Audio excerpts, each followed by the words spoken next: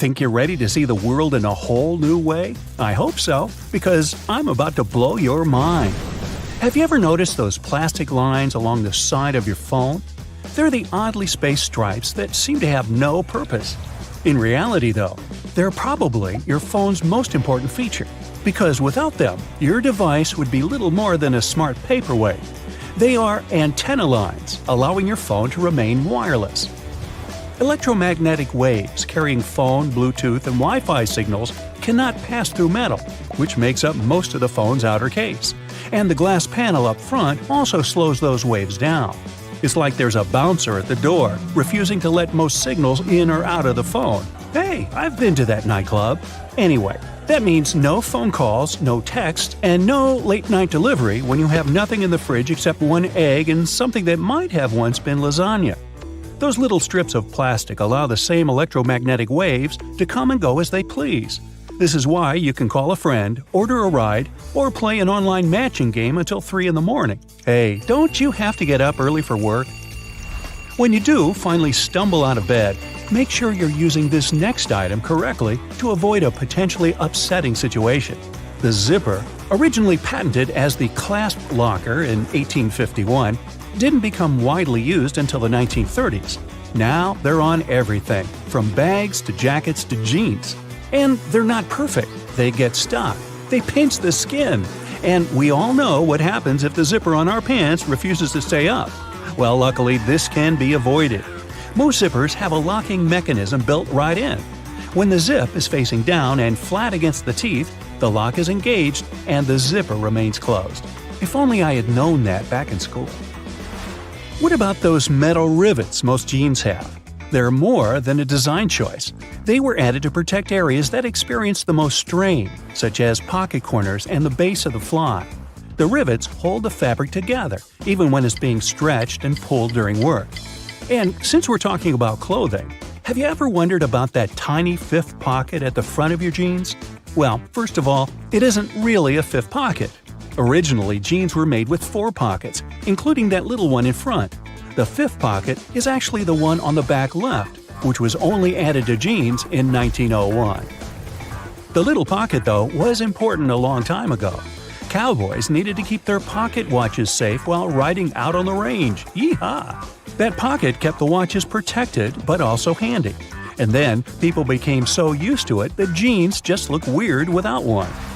Another strange holdout from a bygone day is that stitched V on the front of some sweatshirts. What if I told you that those exact stitches hold the whole shirt together? Well, then I would be lying, and I never do that. But back in the 1940s, this V was very useful. First, the V stitch was initially used to add a patch of stretchy rib fabric to the shirt so that it could fit over our big heads more easily. Secondly, these shirts were specifically designed for sports, so the V included an additional piece of fabric to absorb the sweat that would build up during a game or a workout. As stretchy fabric became readily available and better at handling perspiration, the V lost its traditional value. But, like the tiny jean pocket, it has continued as a decorative feature, a reminder of our big-headed ancestors who apparently only sweated just below the chin.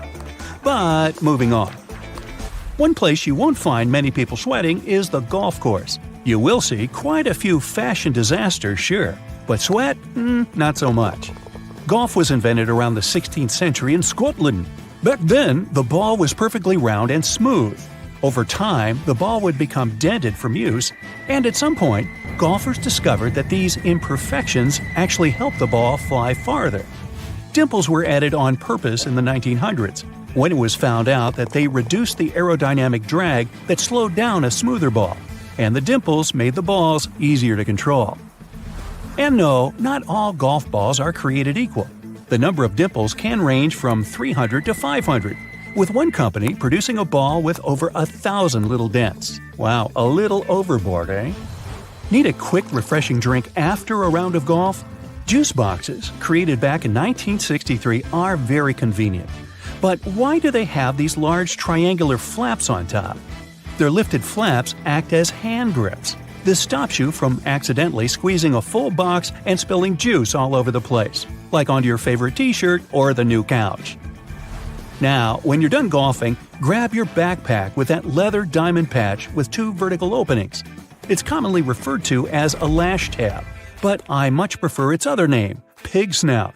I mean, it certainly looks like one.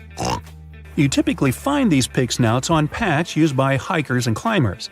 The diamond is a place to tie any extra gear that they need to carry, like boots, cooking equipment, or sleeping bags. But these lash tabs are also becoming more common on smaller backpacks. They're a nod to the past, but just as useful. Attach your running shoes to one next time you head to the gym, keeping those stinky things away from the rest of your clothes. Now, I'm sure you're a great driver, but for years, you've probably been neglecting an important safety feature right in front of your eyes. That rear view mirror has a small tab located at the bottom center. It's high time you started using it. When this is flipped forward, the mirror is in day mode, providing a strong reflection of everything behind the car. Flipping the tab backward changes the whole situation to night mode. This reduces the brightness of the headlights behind you, resulting in a safer drive. Another cool car tip? If you're borrowing from a friend, using a rental, or have the memory of a houseplant, cars feature a handy indicator to let you know which side the gas tank is on. It's a tiny arrow next to the pump icon that points either left or right. Where the arrow points, that's where the gas tank can be found. And that's one less thing you have to remember. Okay, off to the grocery store. A regular shopping cart has a useful feature you might have been overlooking. Carts usually include loops in the metal frame, often behind the child seat. As you bag your groceries, hang the ones with fragile or squishable items, like eggs or bread, on these loops. Now they're out of harm's way when you toss that giant watermelon into the cart.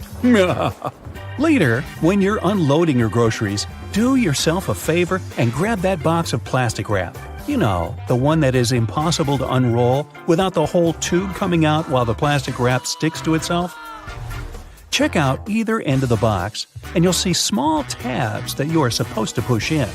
This helps to hold the roll in place so you can easily pull the plastic wrap out without all the fuss. Aluminum foil boxes also have these tabs. Now that you can finally use that plastic wrap, try this appealing hack. Separate that bunch of bananas and cover each stem in some plastic wrap. The stem releases a gas called ethylene. When it reaches the rest of the banana, it encourages the fruit to ripen and turn black. If you wrap the stems, your bananas will last longer. And since you're in your kitchen, you might as well warm up that coffee from this morning. Just remove the gross skin that has formed on top. Don't eat it. Of course, as you open the microwave, you'll notice that the glass in the door has a strange black mesh inside. This mesh is designed to stop any radiation from passing through the glass. Like the electromagnetic waves we discussed earlier, radiation can't pass through metal. That mesh keeps it all safely inside to help you heat up your food. Thank you, science. Oh, and about that cup of coffee, did you know that the handle size can help you determine how much the mug actually holds? Let your fingers guide you. If you can fit 2 fingers into the handle, then the mug holds 8 ounces or 1 measuring cup of liquid. 3 fingers, 10 ounces or 1 1/4 cups.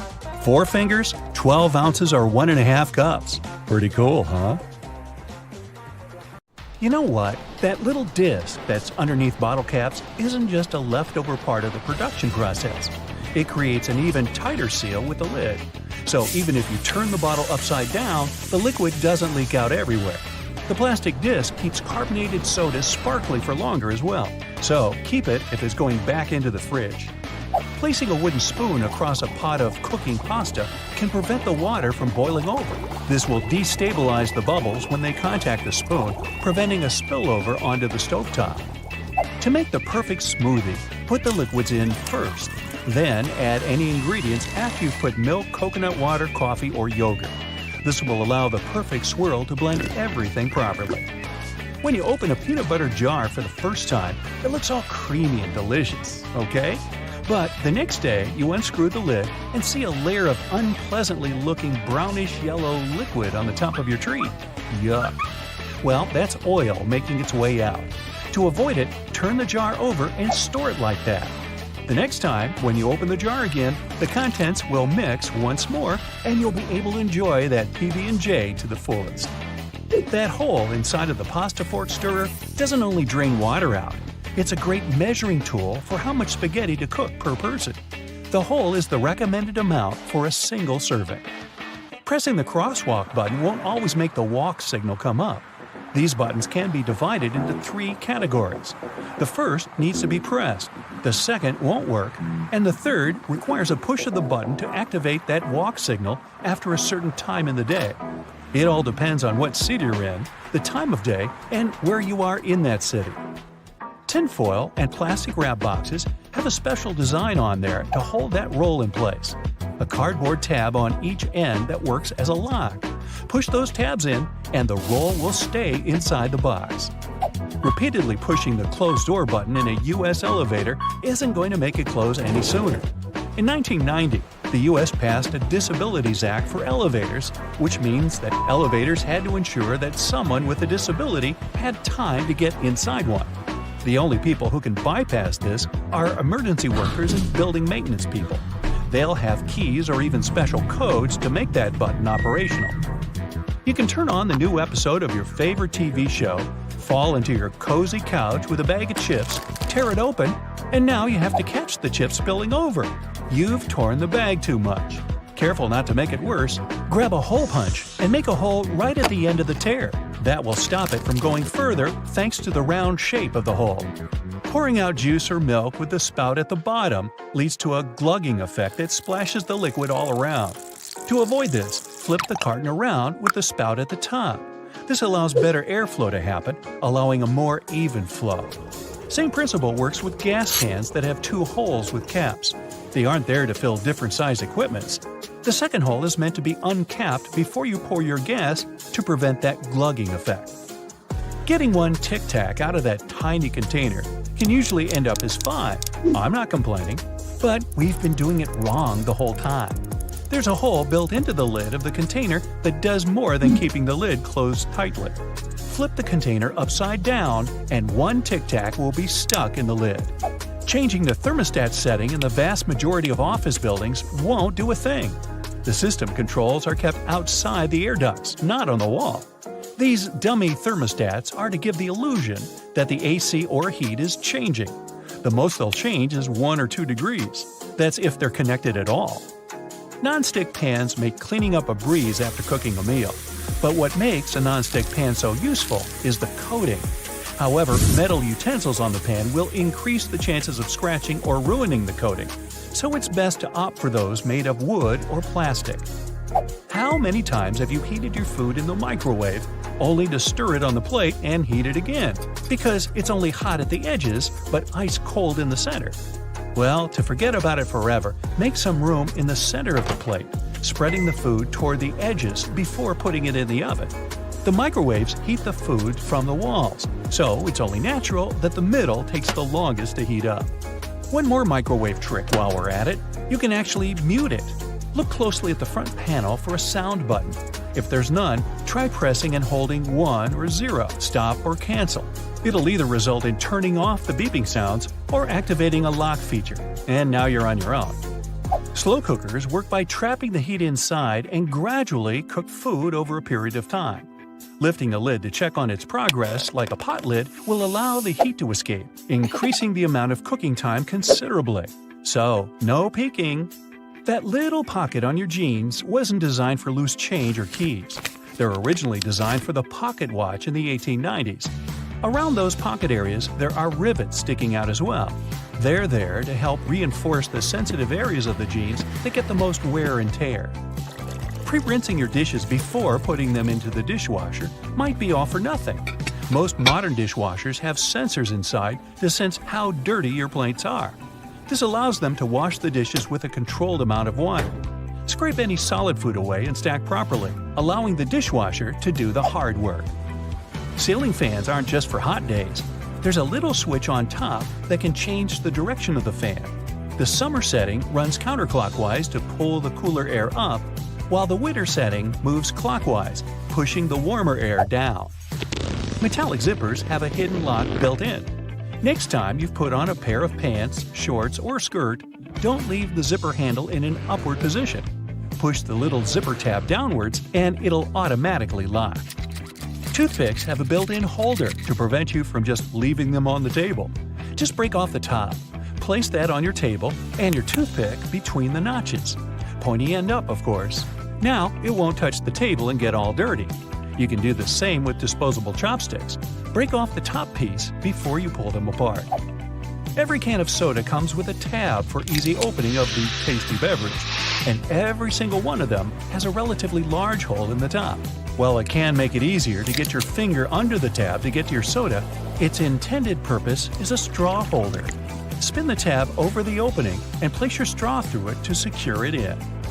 Those tiny dimples on golf balls actually give a greater lift to the ball and reduce air resistance, meaning the ball can go further with them. These dimples come in spherical and hexagonal shapes, with each slightest change affecting the ball's performance. That is, if you can hit the thing with some degree of confidence and accuracy, which of course doesn't include me. Some pens have caps with holes in their tops. Those are put there as a safety measure. If someone accidentally swallows a cap while chewing on it, they'll still have some space to breathe. When you order a soda to go, it usually comes with a plastic lid. This lid is useful when you're in the car or walking and want to prevent your soda from spilling. But it can also be a great coaster. Just flip the lid upside down and place it under your cup. If you prefer to buy milk in plastic containers, you've probably seen big circles on their sides. These circles absorb the shock if you drop the milk jug on the floor. They also create some extra room for the jug to expand if needed. That's how you can see if the milk's turned bad without tasting it. Thank you. Women's blouses mostly have their buttons on the left, but the majority of people are right-handed, so it definitely makes more sense to put buttons on the same side. But 100 or even more years ago, only rich women had blouses with buttons, and they had maids who dressed them. The buttons on the left were actually on the right for the maids who faced the women they were dressing. Did you ever notice that the toilet paper color is usually white? But this color wasn't always a favorite. In fact, colored toilet papers popped out on the shelves in the 1950s. Homeowners purchased pink, blue, yellow, green, and even black paper because these colors matched the interior. But eventually, many doctors began to associate the dye in colored toilet papers with increased health risks. Also, the dye didn't allow the colored paper to decompose as quickly when it was flushed down, which increased the risk of clogging septic tanks. This made manufacturing and retail prices too high compared to the basic white paper, and eventually, the demand began to fall. And now, let's take a closer look at these fancy patterns. Most people probably don't care about the decorations when it comes to their toilet paper. However, these patterns still exist. But why? Well, there are several opinions. Some say it's just a marketing tool. Manufacturers use pretty decor to make their products look more aesthetically pleasing, and to make customers associate their brand with elegance and a luxurious lifestyle. Another explanation is more practical. These patterns fluff up the paper, which makes it more absorbent. Speaking of fluffiness, have you ever wondered why they have such rough toilet paper in public toilets? The most obvious answer is that high-quality toilet paper is more expensive. Also, companies prefer purchasing giant rolls of low-quality paper because they can change them less frequently. This decision also helps prevent stealing. Yes, people actually steal paper from public toilets. Have you ever noticed that light switches in public toilets are usually placed outside? Well, it's not a coincidence. Construction companies do it for safety reasons because, as we all know, electricity plus water is a dangerous combination. And light switches are connected to power. Therefore, electricity literally flows through them. Of course, professionally installed switches will have a bunch of additional safety precautions. But most builders prefer not to take risks. The UK has far stricter rules for light switch safety compared to the US. That's why if you live in London, you'll probably find light switches outside the bathroom more commonly. But don't worry, most bathrooms in the US feature independent electrical circuits. This provides additional safety in case of accidental electric shock. When any change in the electrical current happens, they should shut off automatically. There are so many awesome lighting opportunities in this world. But why are the traffic lights red, green, and yellow? Turns out there's a reasonable explanation for it. Before traffic lights for cars, there were traffic signals for trains. At first, railroad operators used white color to mean go, red to mean stop, and green to mean caution. But later, they realized that white wasn't such a good idea, because bright white light could easily be mistaken for stars during the nighttime. So railway companies changed the white color for green to mean go and yellow to mean caution, because these colors are easily distinguishable from the others. And eventually, this tradition spread to traffic lights for cars and became a standard. As for the red color, it has the longest wavelength, which means that drivers can see it from a greater distance than other colors. And the color yellow was chosen as a caution sign, because it has a slightly shorter wavelength than red, but still longer than green. What's the dustiest room in your house? Usually, the answer is a bedroom. But why? Bedrooms tend to generate dust from skin cells, dust mites, and fibers from fabrics in your bed sheets, carpets, and curtains.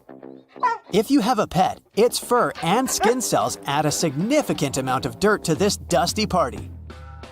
Luckily, there are simple ways to make your bedroom less dusty.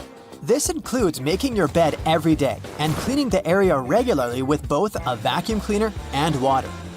You can try to get rid of carpets and unnecessary furniture and decor items that tend to collect dust.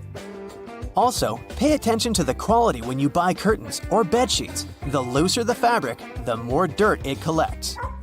And finally, you can ban your pet from entering the bedroom. But let's be honest, you would never do that. Modern air purifiers, air conditioners, and ceiling fans can help make your sleeping area cozier, but make sure to clean them regularly.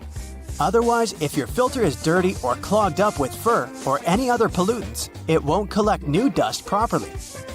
And the dust would end up on your bedroom surfaces. Speaking of dust, did you know that you can clean the edge of a broom with a dustpan? This zigzag over here is not only for aesthetic purposes, you can use it as a comb for the bristles. Have you ever had these marks behind your ears after wearing your glasses? Sometimes it can even take them weeks to go away. Well, it's a sign that the side pieces of the glasses, called temples, are not adjusted properly for your head. In other words, they're too tight. This can cause skin irritation and even headaches. If they're bent towards the area behind your ears, they can press on the fragile part of the skull. So, keep in mind that temples should not only have the correct size, but also correct adjustment. A professional optician can easily fix this problem. It's way safer than trying to do it on your own. Box graters can be used in a horizontal position too. In many cases, it's much more convenient to grate a carrot or a big block of cheese this way. If you want to grate a soft product like goat cheese or mozzarella, you can put them in the freezer for about 30 minutes before grating. Also, there's a way to make the cleanup easier and prevent the cheese from sticking. Spray the grater with a small amount of oil before using it. And now, let's take a look at the most unpopular sides of the box grater. Have you ever used them? This side is actually designed for slicing. It's pretty handy if you want to make thin vegetable slices for your salad or pasta. Or slice potato chips. And these tiny punched-out holes are designed for zesting or very finely grating. Graters are pretty useful for the next non-food tip. If you're on a budget, you can purchase this super cheap laundry soap. Grate a small amount and throw it right into your washing machine instead of using the regular washing gel. Did you know that you can change which way the refrigerator door opens? There are hinges over here. If you attach them on the other side, the doors will swing the other way. But before trying to do any repairs by yourself, make sure to disconnect the power source. And read the instructions for your particular model of the fridge. Have you ever noticed that there's a shiny side and a dull side to tinfoil? Many people believe that it matters which side is used up or down because the shiny side would trap the heat better. But in fact, it makes no difference at all. The manufacturing process makes the two sides look slightly different. but they both serve their purpose equally. Tinfoil can be used not only in the kitchen. Here's a little known battery hack. Let's say you're out of AA batteries. No worries, use a smaller AAA battery and a bit of tinfoil. Just insert it on one of the ends. This will work because both AA and AAA batteries carry the same amount of voltage. Did you know that Chinese takeout food containers unfold and turn into plates? All you have to do is just to disassemble it from the two sides, and gravity will do the rest. By the way, the old school name for this type of paperboard container is an oyster pail, because it was originally designed to hold oysters. If you look at it on the street, you'll think a fire hydrant is about 3 feet in height, but the actual size of the device used to provide water supply to firefighters all over the world is twice as large. That is, if you count the rest of the hydrant, which is hiding underground. They're mostly red, and it's not just a matter of urban design. First of all, they need to be of bright, easily noticeable colors so firefighters can spot them fast when they need to. The choice of color depends on how much water the hydrant can hold. It can sometimes vary depending on the location, but here's the breakdown. A red fire hydrant can splash 500 gallons of water per minute, while an orange one at least 1,000 gallons. Green ones mostly process 1,500 gallons of water per minute, and the most plentiful ones colored blue can generally contain over 1,500 gallons. Hey bowling fans, isn't it super annoying when your bowling ball gets cracked? Turns out that most of them get damaged because of incorrect storage or spikes in temperature. Now come on and face it, since it's already cracked a bit, aren't you curious what's actually inside the bowling ball? 'Cause I sure am. Let's have a look. They mostly make the inner core of the ball of powdered metal oxides, like calcium or iron oxide. They mix them with some resin and catalyst to harden the whole mixture. So that light bulb shape you now see inside of the ball is actually its heaviest part. It also influences how your bowling ball rotates when going down the lane. The same goes with spray paint cans. When you shake it, it makes a weird noise. But what is that thing in there? It's called a pea, and it's meant to hold the paint mixture in place and maintain its shape. They generally make it out of plastic, metal, or ceramic. It basically acts as a whisk to make sure your paint is well mixed together before you apply it to your surface of choice. Ever wondered how soda bottles keep that refreshing fizz for that long? Well, they have a little plastic ring fastened to the lid. They place it there to keep the gas from escaping and making the soda go flat, even if you shake it around in your bag the whole day. Speaking of things we use on a hot summer's day, wait, don't put your baseball cap on just yet. Take a look at it for a minute, and you'll notice there's a small button on the very top. Is it functional, or is it just there for the sake of design? Way back when people started using fabrics to cover their heads, some say the button was actually functional. Since it's on top of the cap where the fabric panels come together, the top button helps keep the cap crown in one single piece. Now, with recent advances in fabric and pattern design, the button is more of an aesthetic feature. It's used to cover up the joint point of the fabric panels. Your cap might not have a button at all, but don't you think a cap actually looks better with one? Cotton pads have two sides, and if you take the time to look at them carefully, they're actually different in texture. Just in case you've ever wondered why, the textured side is for applying makeup, and the even side is for removing it. Bookworms, this one is for you. Dust jackets that come with a lot of hardcover books are not just meant to make your book look pretty, they also double as a bookmark. Just fold the pages you've already read underneath the inside of the jacket, and voila! Next time you reach out for your favorite shirt, take a look at the top buttonhole. It should be stitched horizontally, and all the other ones are vertical. Turns out that the dress shirt was designed this way since the first and the last buttons were the first ones to unbutton throughout the day. They then changed the direction of the buttonhole to ensure the shirt would stay nice and fitted before you're ready to take it off. These days we have so many variations of this awesome dessert that it's hard to imagine we've ever lived without it. You can find different types of cookie dough ice cream or even chocolate chip cookie cake basically everywhere, but the famous cookie wasn't actually invented until 1930. The story goes that a woman named Ruth Graves Wakefield was preparing some chocolate cookies as she was waiting for some guests to arrive. She soon figured out she was out of baker's chocolate, a crucial ingredient for the classic cookies. To fix things up, she chopped up a block of semi-sweet chocolate, thinking it would eventually spread out evenly throughout the batter, given the heat of the oven. Things didn't necessarily go as planned. But hey, it's great they didn't, because this is how she invented this modern dessert we now can't get enough of. And speaking of popular snacks, the potato chip is even younger than the chocolate chip cookie. Well, at least historically. There are many stories trying to explain how it was invented. One of them goes like this. A chef named George Crumb, based in New York, put the chips together in 1953. He decided to try a different cooking solution when one of his customers didn't have nice things to say about his French fries. He said they were too thick and kind of mushy.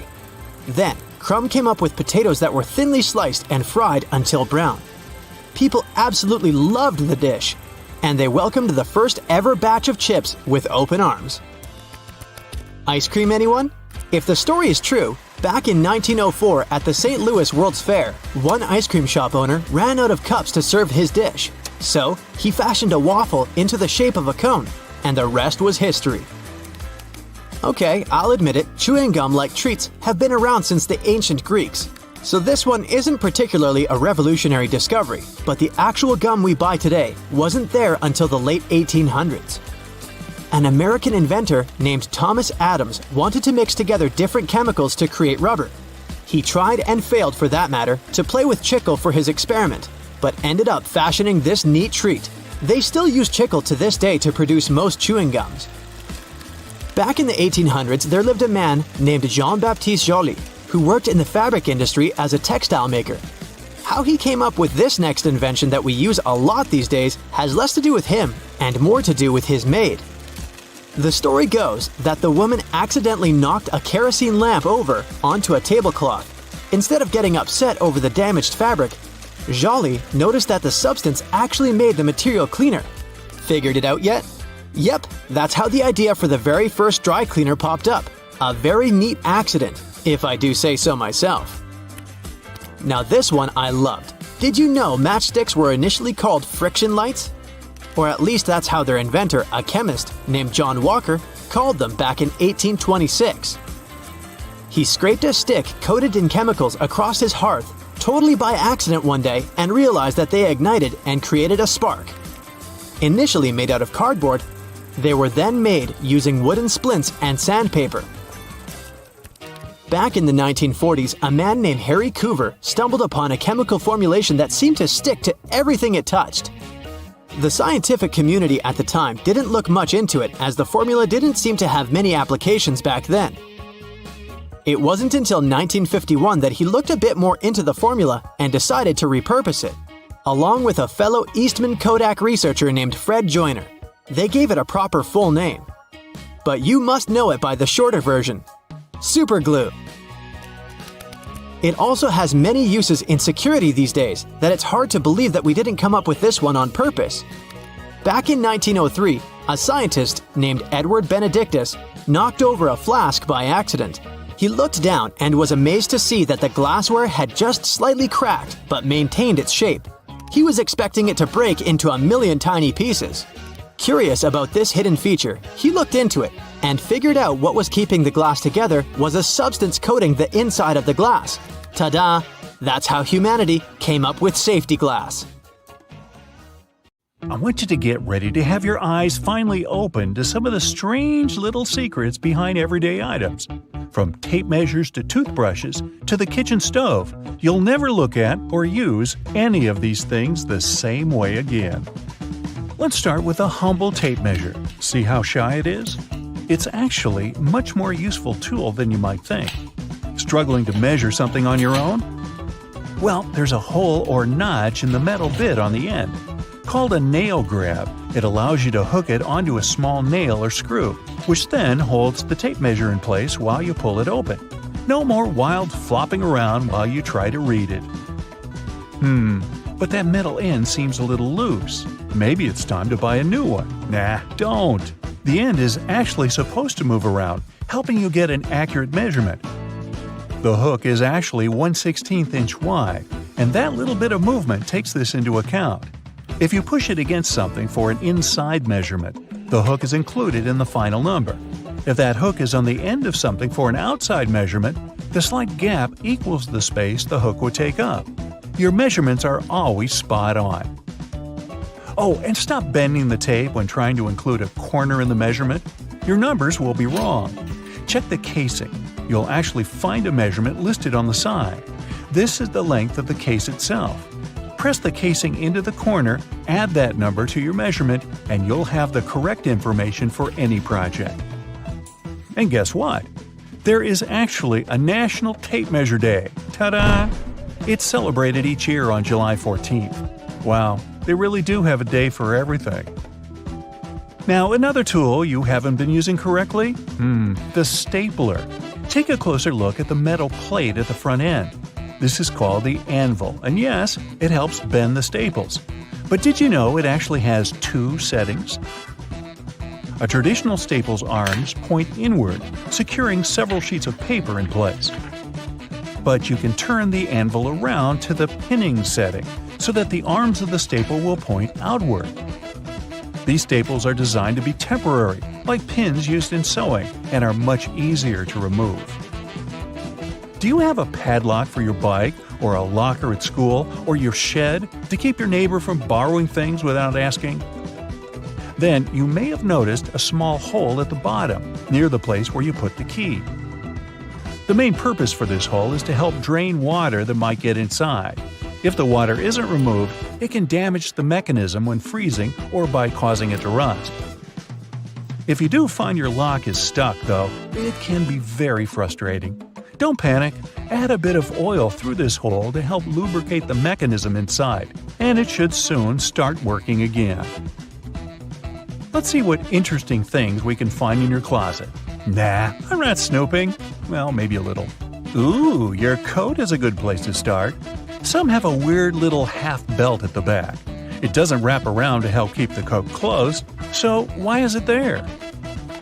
Called a martingale, today it's little more than a style choice by designers, but it once served a very useful purpose. Some men's coats were made with additional material. The belt held that extra fabric in place. When the belt was undone, the jacket would open up wider and become a useful blanket. Very handy for when people were traveling and didn't have room to carry extra sleeping gear. Often, when you buy a new jacket or a fancy piece of clothing, it will come with a little bag that includes a few extra buttons and a little square of the fabric the garment was made with. The buttons are extras in case you lose one. That swatch of fabric, however, has several uses. Many people believe it can be used for patching small holes, but it also allows you to test your cleaning products on it. This way, you don't ruin your item the first time you toss it into the washing machine. It's better for that little swatch to turn a horrendous pink than your beautiful new coat.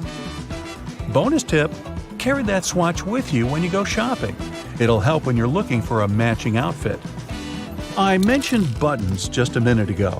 Have you ever wondered why buttons on women's shirts are on the left, but on men's they're on the right? Well, there was a time when the side the buttons were on would indicate your social status. If you were a commoner, you would be dressing yourself, and these buttons would be on the right, easier for a right-handed person to do up. If you were wealthy and male, you would still probably be dressing on your own. But if you were a wealthy woman, you often had a chambermaid helping you put on clothing. Especially during times like the Renaissance and the Victorian era, where women's clothing would be quite elaborate, with everything from petticoats to corsets and bustles to consider. The buttons were on the left so the maid could use her right hand to secure them more easily. In time, it simply became part of mass-produced fashion, the reason long forgotten. And what about those boots and shoes? There is a loop on the back of some, but it's not there so that you can just hang them up. When you're putting your boots on, pull on the loop. It'll help your foot slip right in. Now those boots are really made for walking. Another thing you may not know is why there's a pom-pom on your beanie or toque. They were used by French sailors as extra padding, so they wouldn't hit their heads during rough weather on the naturally low ceilings when below deck. Of course, the pom-pom itself goes way back in time. There are even depictions of Vikings wearing them on their headgear. Using a form of knitting or crochet, They would add the pom-pom as a way to cover the exposed seams on the top of the hat. Okay, what can we find in the washroom? First, let's look at your trusty toothbrush. It's likely to have blue bristles on it. As you brush your teeth, hopefully twice a day, the color will begin to fade. When the blue is almost gone, it's time for a new brush. Oh, and you should be brushing your tongue to remove bacteria and food particles. In fact, if your toothbrush has ridges along the top of the head, this is a built-in tongue scraper. And then there are those annoying tubes of medicated cream. What, you got a rash? Not my business. Have you ever struggled to remove that silver metallic seal beneath the lid? That tube was designed to make this easy. Look more closely at the top of that cap. It has a spike right in the middle. Use this to pierce through the protective foil. Just unscrew the cap, flip it over, and push it down. Okay, let's head into the kitchen for a few more surprises. First, the oven. It has a stovetop for cooking soup and stir-fry, an actual oven part for making those amazing cupcakes, and the bottom drawer to store cookie sheets and pie plates, right? Not so fast. That bottom drawer might be more useful than you think. Many electric stoves are designed to use this as a warming drawer. You can keep food warm while waiting for other parts of your meal to finish cooking. That means no more apologizing for those cold mashed potatoes. Hey, I never apologize. If you have a gas range, though, you may actually have a broiler down there. Just check the drawer for a built-in rack that holds a broiler pan. And did you know you can also use it for grilling steak or burgers on a cold rainy day? Ooh, barbecue flavor without braving the outdoors. Now, you might have a few pots and pans with a hole at the end of the handle. One reason? Many people actually hang their pots on hooks to keep them out of the way when not being used. The other use: these holes can hold the utensil you're cooking with. If you're mixing pasta sauce with a wooden spoon, place the spoon into the handle. It is still handy, and any sauce on the spoon will drip back into the pot and not on the stove. And here's a time saver. Don't peel your garlic before putting it through the garlic press. The press is designed to push out the clove and keep the skin inside. This tip alone is a game changer. Wow, who knew a short video could dramatically change your life? Hey, it's a whole new me! Now, how many functioning razor blades have you thrown out because they got oxidated and rusty? Ew. And how much usable toilet paper have you wasted because you didn't know any better? Luckily, that can change if you follow some simple tips. Now, let's say you've just arrived back from the grocery store. The bags are full of fresh produce and refrigerated items. If you're a Type A person, you probably look at your empty fridge and start throwing your groceries inside without any type of organizational system. Now, if you were a Type B, maybe you stop for a moment to assess the situation and try to figure out the best way to distribute your food. No matter which scenario you fit into, I bet you've been storing some essential day-to-day items in a very wrong way.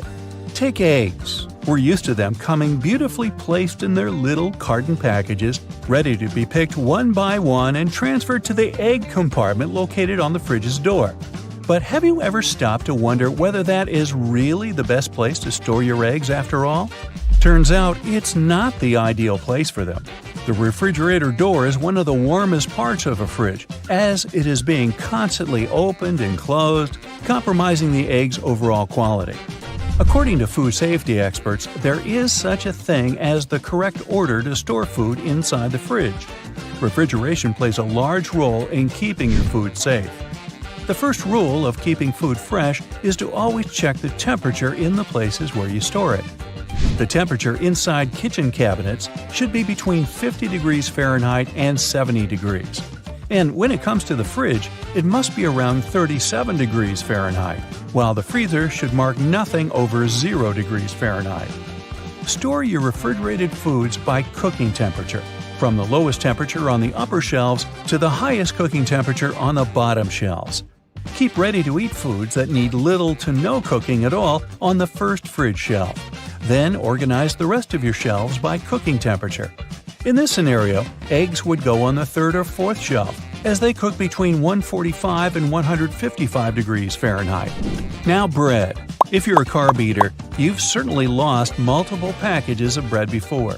They are notoriously known for their super-fast expiring dates and the colonies of mold that appear from what seems to be thin air and force us to throw away otherwise good slices of bread. Well, here's some good news. There is a way to keep your loaf of bread fresh for weeks and even months. And contrary to eggs and milk, the fridge is not the way to go for that to happen. Instead, separate the slices of bread and place them in a plastic bag. Now, close the bag, removing all air from inside it. Be sure to leave the bag as free from air as possible. That is what will generate its safe storage. Now, place the airtight bags of plastic into a freezer, and voila! Your bread can last up to 3 months that way. How about pickles and other condiment food jars? In order to make them last longer, store them upside down, as that will prevent mold growth. And yes, you can keep these ones on your fridge's door. There's no problem with that. Before we leave the kitchen, try this out. Whenever you buy a new nonstick saucepan, season it before actually cooking anything on it. First, you'll need oil. Rub on the edges of your pan and place it inside the stove for about 60 seconds. Let it absorb the heat, then remove the pan from the stove and let it cool down. Wipe off the excess oil, and there you have it. This way, the oil will fill in any small gaps or little pores in the pan, smoothing down the surface until it's all even. You can now expose the pan to high temperatures and it won't get damaged. Now, let's move on to bathroom items. Toilet paper is easily one of the most wasted household items. Even if we notice it, we don't really do much to change the way we go about it. Apart from the classic over-under discussion of how we should place toilet paper, there is a less-known must-do habit that we often ignore. Just to fill you in case you've been oblivious to this until now, toilet paper science has long debated whether the correct way to hang the roll is with the loose end draped over the top or with the loose end hanging inside next to the wall. And as much as I bet many here already know the answer, can I have a drum roll, please? Well, you got that right if you guessed with the loose end draped over the top. It is so for the simple reason that over provides easier access to the loose hanging end of the paper and minimizes the risk of knuckle-on-wall germ gathering. Ooh. But now, toilet paper ingenuity doesn't end here. Did you know that to reduce toilet paper waste, you should squish your rolls before placing them on the bathroom hanger? By squishing, I mean laying them down horizontally and pressing them down with your hand until their aspheric center has turned into an oval, almost flattened shape. Yes, you should aim at flattening your toilet paper. And no, I haven't lost my mind. That happened long ago. The purpose of this practice is to make it harder for toilet paper to rotate. When you hang it in its usual, more circular form, it rotates too easily.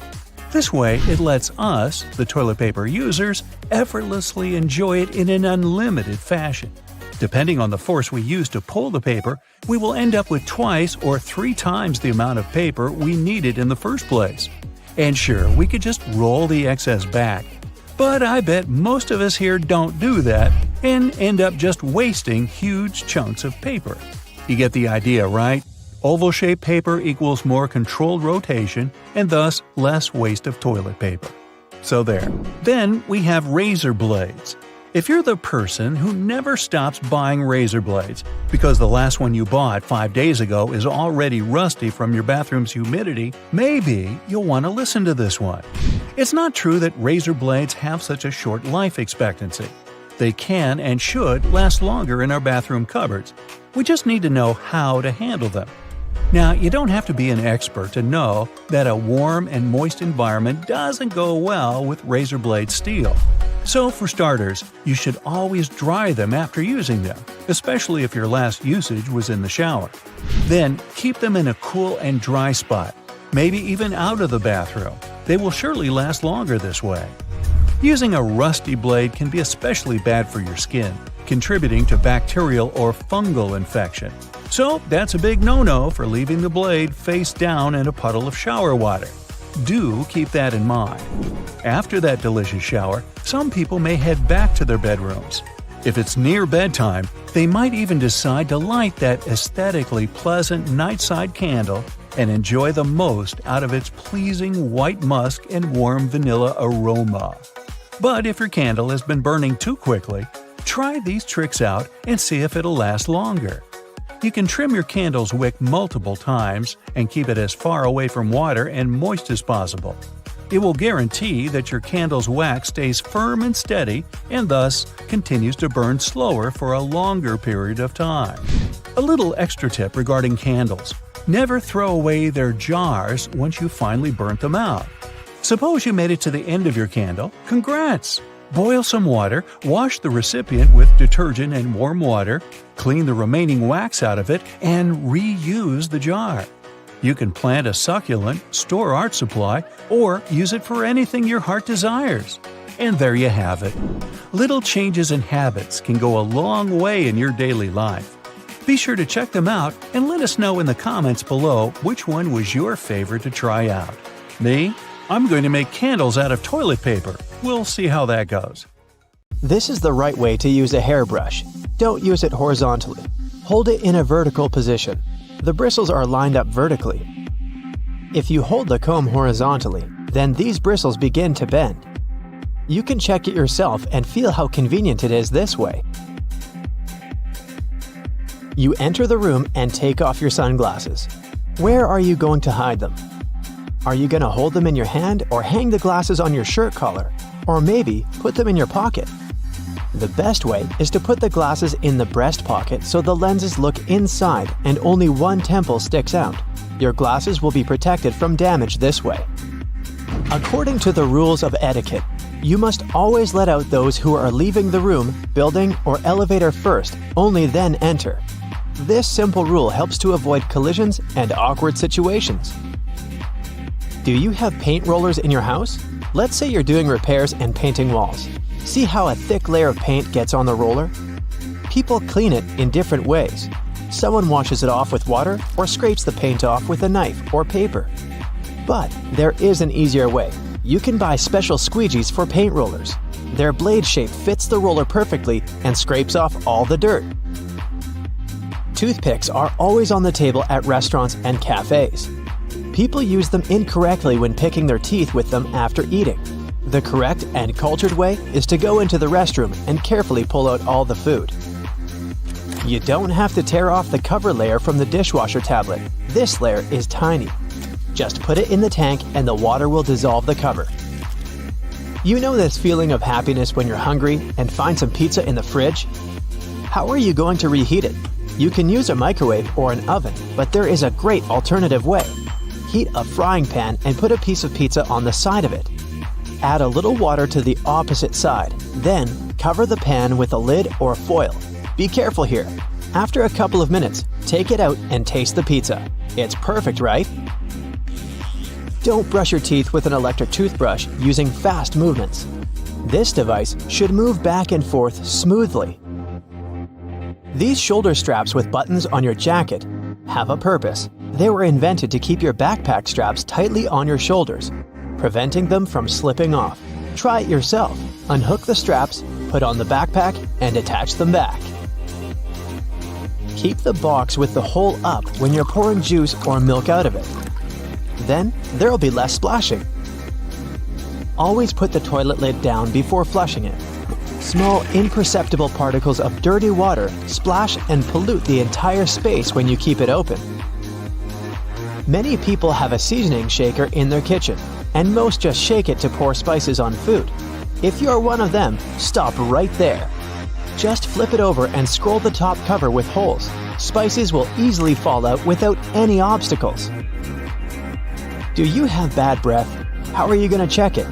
You can breathe on the palm and feel it, but this method is not effective. It's much better to lick your wrist. Don't touch it with the tongue tip. Lick it with the middle part. Smell it, and yeah, that's what people get when you're talking to them. One of the ways to keep your breath fresh is to stay silent. When you talk a lot, your mouth dries up. Without moistening with saliva, many bacteria accumulate in it, and this is what gives you bad breath.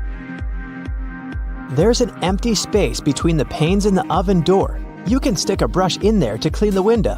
The entrance to this space is at the bottom of the door. Open the lower shelf, then push the brush through the hole.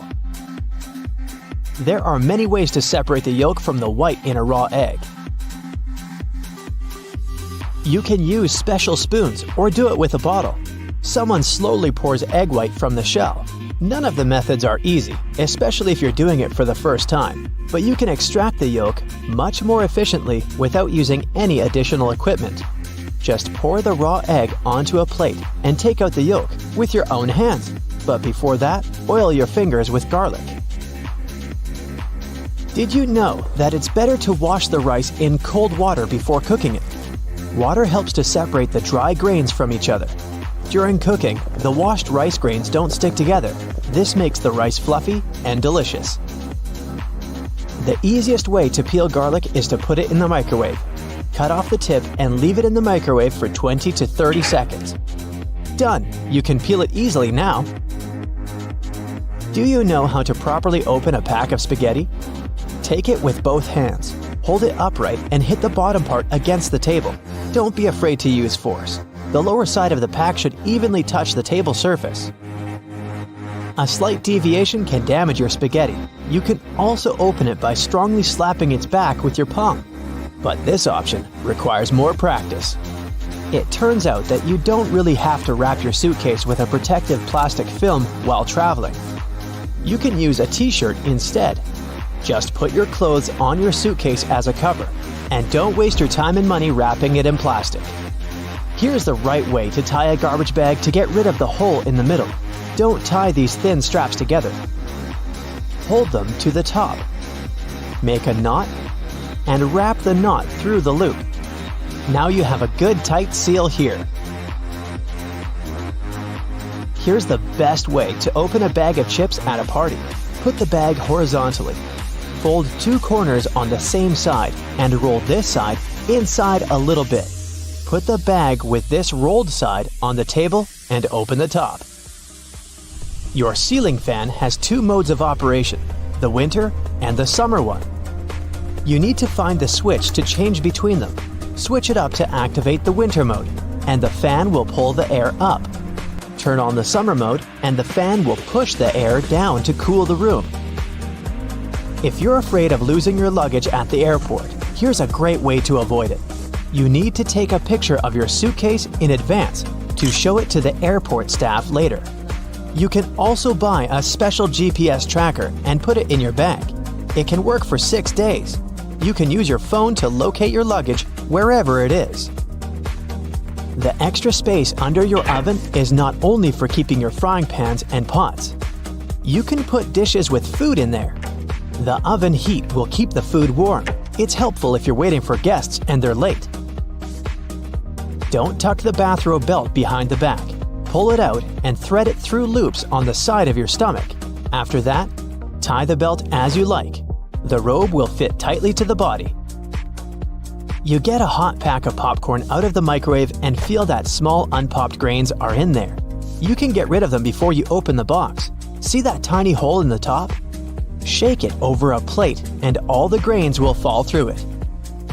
Have you ever found pieces of fabric coming with new clothes? They're not patches.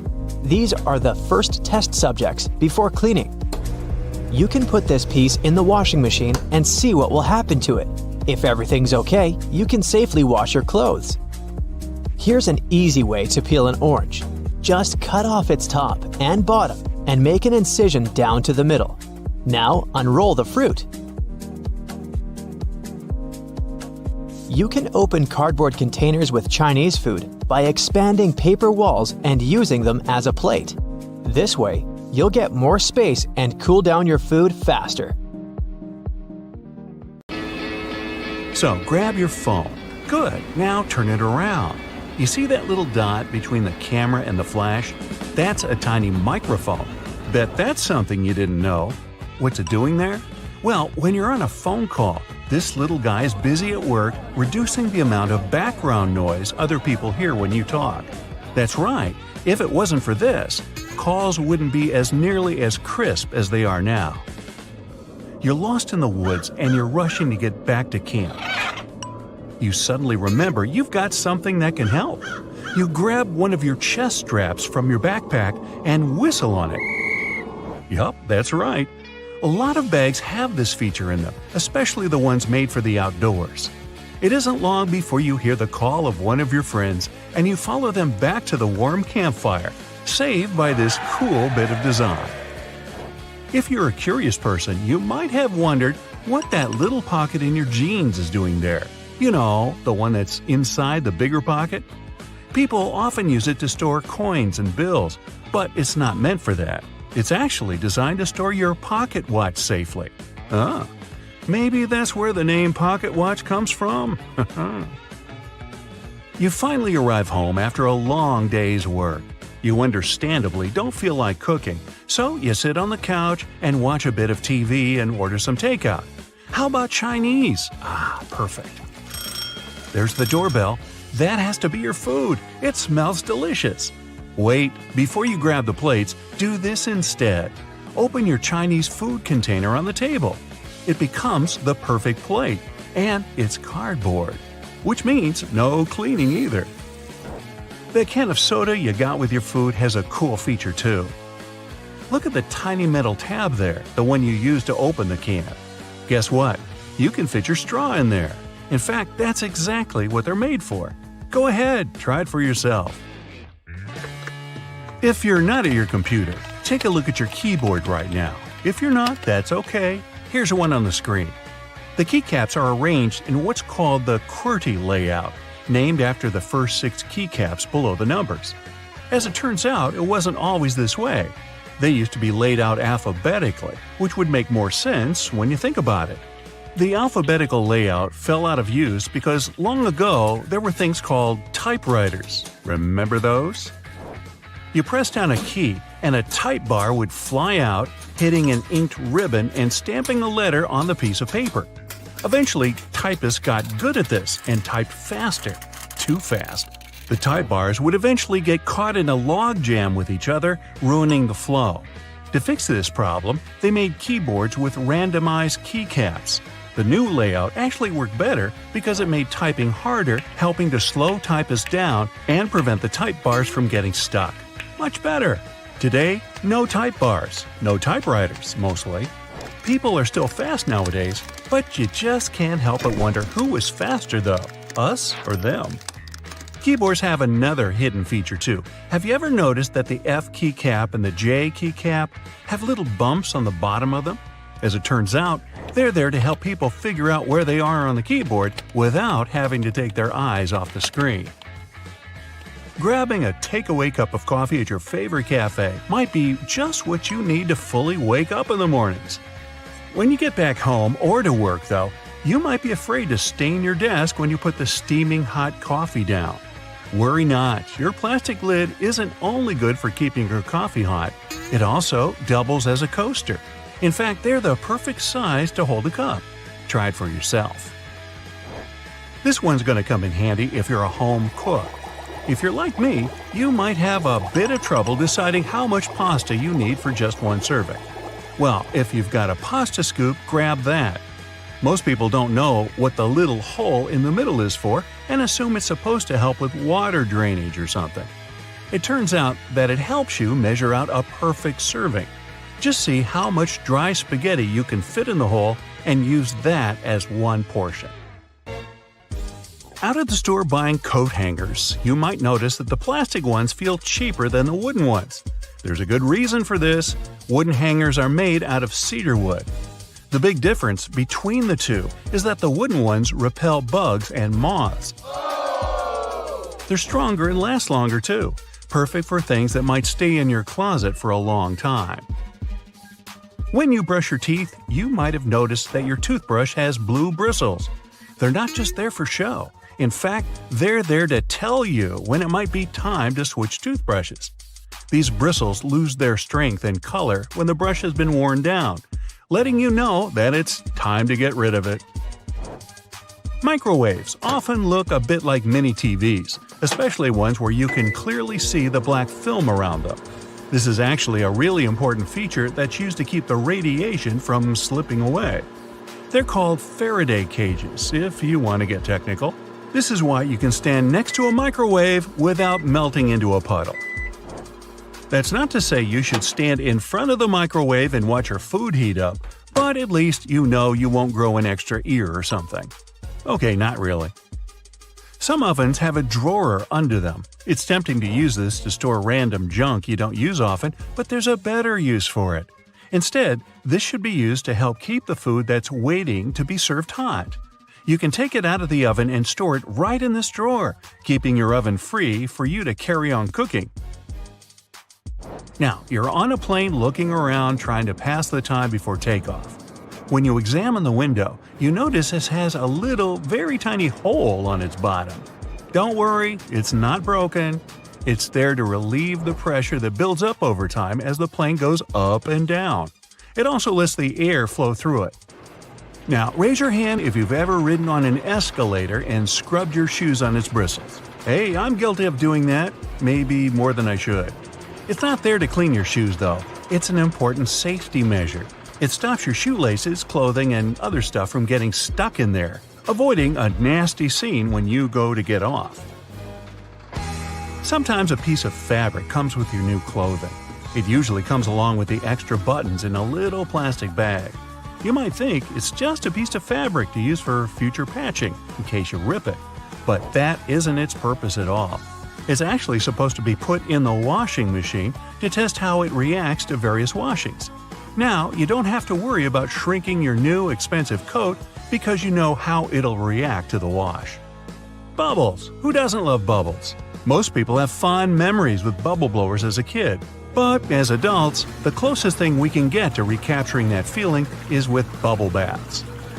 After a hard day at work, there's nothing better than dipping into a nice warm bubble bath. Right, guys? And the bubbles do more than just clean you. If they're high-quality bubbles, they'll serve as a heat insulator. So they make sure that your bath stays warm for longer. Boxes of chocolate sometimes have these mysterious holes in them. When I'm eating a box, or two, I usually ignore them and take out the chocolate by pressing the bottom of the plastic. But it turns out that I've been doing it wrong the whole time. If you press one of the holes, the chocolate comes right out.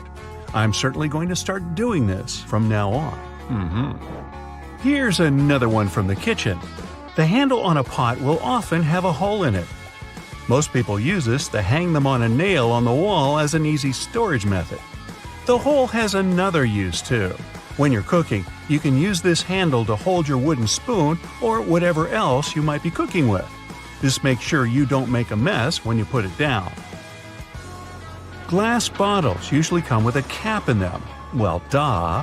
Otherwise, the liquid would just spill. In this cap, there's a plastic liner that seemingly has no purpose, right? Wrong. It's a seal.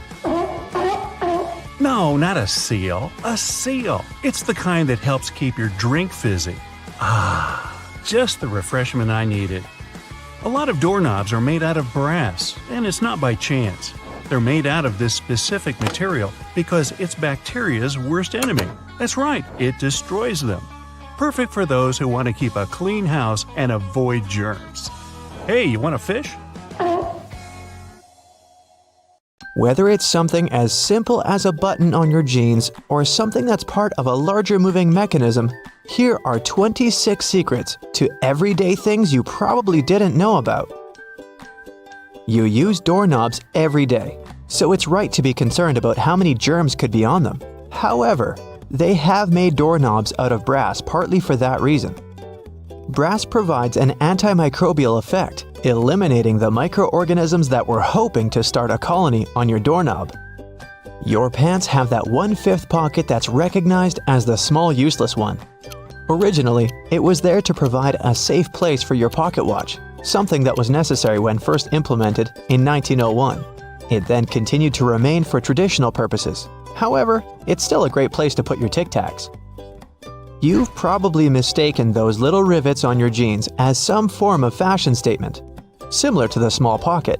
In fact, they're incredibly important. They are there to provide extra support for areas that withstand the most strenuous parts of your clothing, preventing them from embarrassingly falling apart.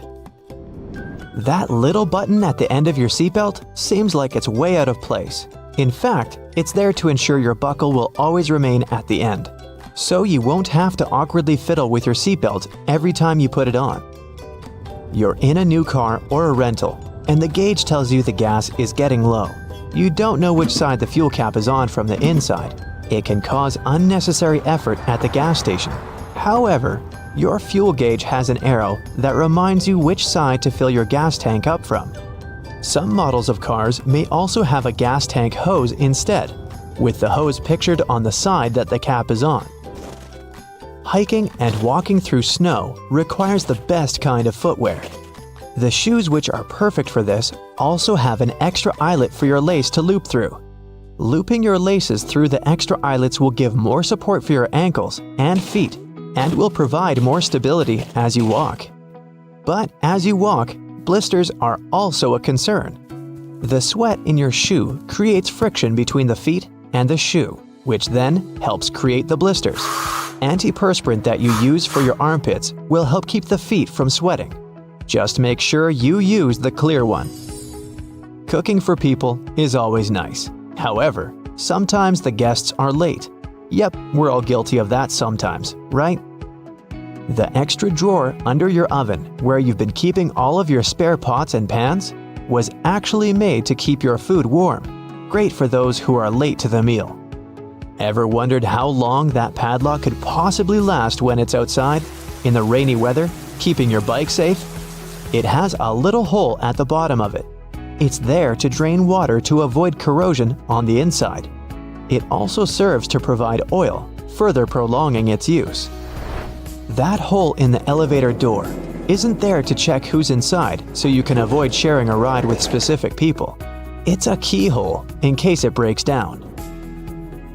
Ketchup, sauce bottles, and all other condiments we love all have a stage when it's difficult to get the insides out.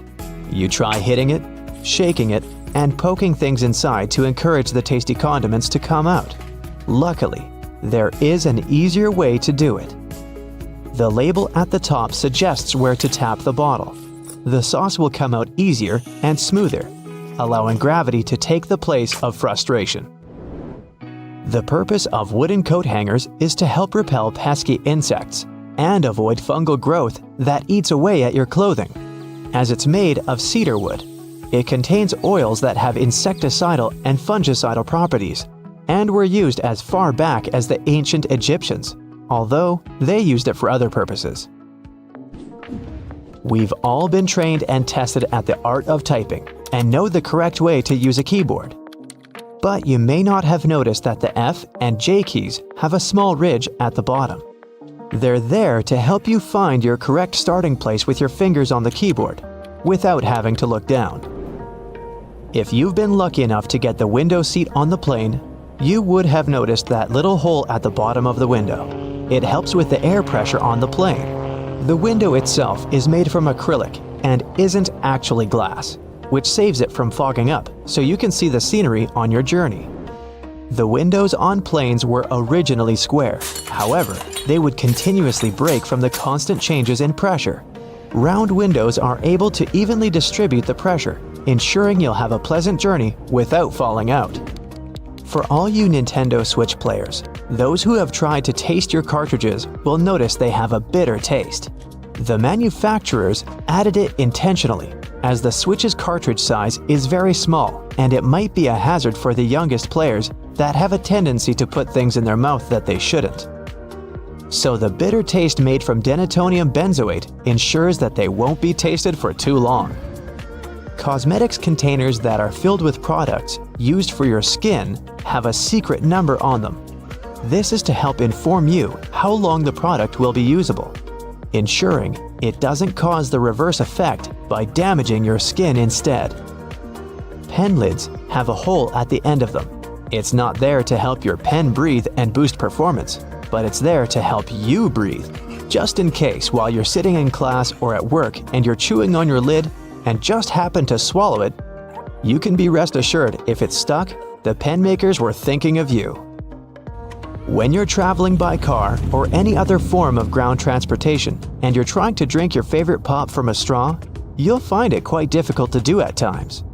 Simply turn the tab on the can around so that your straw easily fits inside, making it easier to drink out of. There are always spare buttons when buying new clothes, along with a little bit of fabric. It's far too small to repair that crutch part that always rips first. The fabric is actually there for you to test how to wash it, so you don't accidentally ruin your brand new clothes. Determining how much pasta you need just for yourself can be difficult to figure out. Your big spaghetti spoon with the big hole on the inside, that looks like it's there to drain water, is actually there so you can put the uncooked pasta inside before cooking, so you know exactly how much you need. New shoes always come with those strange little packets. That's silica gel. The gels are there to reduce the moisture in the air to avoid any fungal growth while the shoes were waiting to be purchased. There's a lot of chemistry involved to get you that silica, and it's very effective, capable of absorbing 50% of the humidity. So make sure you don't throw it away. Next time you need to dry out your electrical devices, it's a lot easier than using rice. It's difficult enough to see at night whilst driving, but it's even worse when the driver behind you shines their high beams. Your rearview mirror has a tab at the bottom. When you press it, it changes the angle. One is for day driving, the other, well, for nighttime. It'll help in case that one person driving behind you has forgotten to turn off their high beams. Although your screwdriver is ergonomically made for your hand, sometimes you have that one screw that's too hard to loosen up. The handle is also shaped so you can easily fit inside of a ring spanner or wrench, allowing you to apply more force, ensuring that you can remove that troublesome screw. The skirt part on an escalator seems like a good spot to get your foot stuck, but in reality, those long brushes poking out aren't there to give you an extra shine on your shoes, but for safety precautions, to minimize the risk of trapping objects between the steps and the side of the escalator. The cylinder on the end of a cable is sitting there, useless as it might seem. In fact, this is a ferrite bead that assists with many electrical wires to reduce electromagnetic interference. Electrical wires act like unintentional antennas, broadcasting the EMI. There's a reason why the spinning wheel inside their microwave is circular. A circular object will evenly distribute the heat as opposed to a rectangular and square one. When you place containers of these shapes inside, the energy is focused on the corners rather than spread evenly like in a round container. The temperature gauge on a toaster is commonly used to determine how crisp you like your toast, but the other, more specific use for the gauge was for the different types of bread. White and sweet types of bread heat up much faster as opposed to heavier brown and rye ones. The older bread is, the more time it will need in the toaster to ensure the golden brown result you're looking for. Most ovens give you the option of leaving the door ajar when broiling a dish inside. You probably think the goal here is to help cool down the oven after use. In reality, its purpose is to focus on cooking the top of the dish and to ensure a crusty layer. Controlling the buildup of heat and steam by releasing it through the slightly ajar door gives you the desired result without cooking the entire dish to a crispy end. You probably have noticed that your dishwasher has specific areas for different types of cutleries and dishware. But all the dishware pieces should be facing towards the center and not all in one direction. What types of foods were on the plates will also determine where they should be located in the racks. As the middle of the machine gets the strongest spray, carb-based stains from tomatoes and potatoes should be placed there. The detergent is more focused on the outside during the clean, creating a waterfall-like cleanse. That's why protein-based stains, like from eggs for example, should be stacked there. Ceiling fans push cool air down on a hot day, circulating the room. But they can serve you during the winter just as effectively if you flick that switch on the side or use the pulley. So if you want to save some money on heating and try to quickly warm up your room on a cold day, turn the fan on. It will push the air up and spread the warm air around, more effectively warming the room up. Do you still use sticky notes instead of those fancy new apps on all possible gadgets? Welcome to the club. Regardless of what you use them for, they can annoyingly curl up. If you've had this issue, it's because you've peeled them from the bottom upwards. Doing it this way causes the curling. Peeling them from the side will ensure they remain flat, ready to remind you of your daily tasks. Did you know that can openers weren't invented until 50 years after preservation cans had been readily available? So how would it be possible to open a can? There are a couple of alternative methods just in case you've misplaced your trusty opener. All you need is a metal spoon. Set the can down on the counter, hold onto it firmly, and grasp the head of the spoon tightly. Apply pressure and vigorously rub the edge of the can's top over a small area. It takes time, but as you continuously rub, a small indentation soon opens a hole. Once the hole is wide enough for the spoon's tip, pry the lid upwards and keep going along the edges until you can finally access the hard-earned meal within. Most toilets rely on water pressure and gravity to function, so a power outage will not affect them. But if yours does need electricity to function, you must be worried about using it when the power is out. The good news is the power is only used to fill the toilet and not to flush it. As the flushing mechanism will still work, open the toilet tank and pour in a couple of gallons, and you're free to flush away whatever you need to. Blockages in shower drains occur over a long period of time. It's inevitable. We lose 50 to 100 hairs a day, and many of them will endeavor to reside within our shower drains. Hair only forms the foundations of the blockage, and this attracts the buildup of various other things. A great life hack is to use your vacuum cleaner and put the nozzle in the hole once removing the plug. Apply a wet cloth around the nozzle, ensuring air cannot escape. The vacuum will suck up the blockages a lot easier. This will help avoid any extra cost from plumbers, as they themselves use this technique. To make your candles last longer, trim their wicks multiple times and keep them as far away from water and moist as possible. It will guarantee that your candle's wax stays firm and steady and continues to burn slower for a longer period of time. The empty space between the panes of the oven door is there for a reason. You can stick a brush in there to clean the oven door glass. It's easy to access this space through the bottom of the door, open the lower shelf, then push the brush through the hole. While you're parking in a garage, you might find it difficult to determine how close to it you need to be. Not all cars have sensors ensuring you keep the right distance before the bumper makes an indentation on the wall.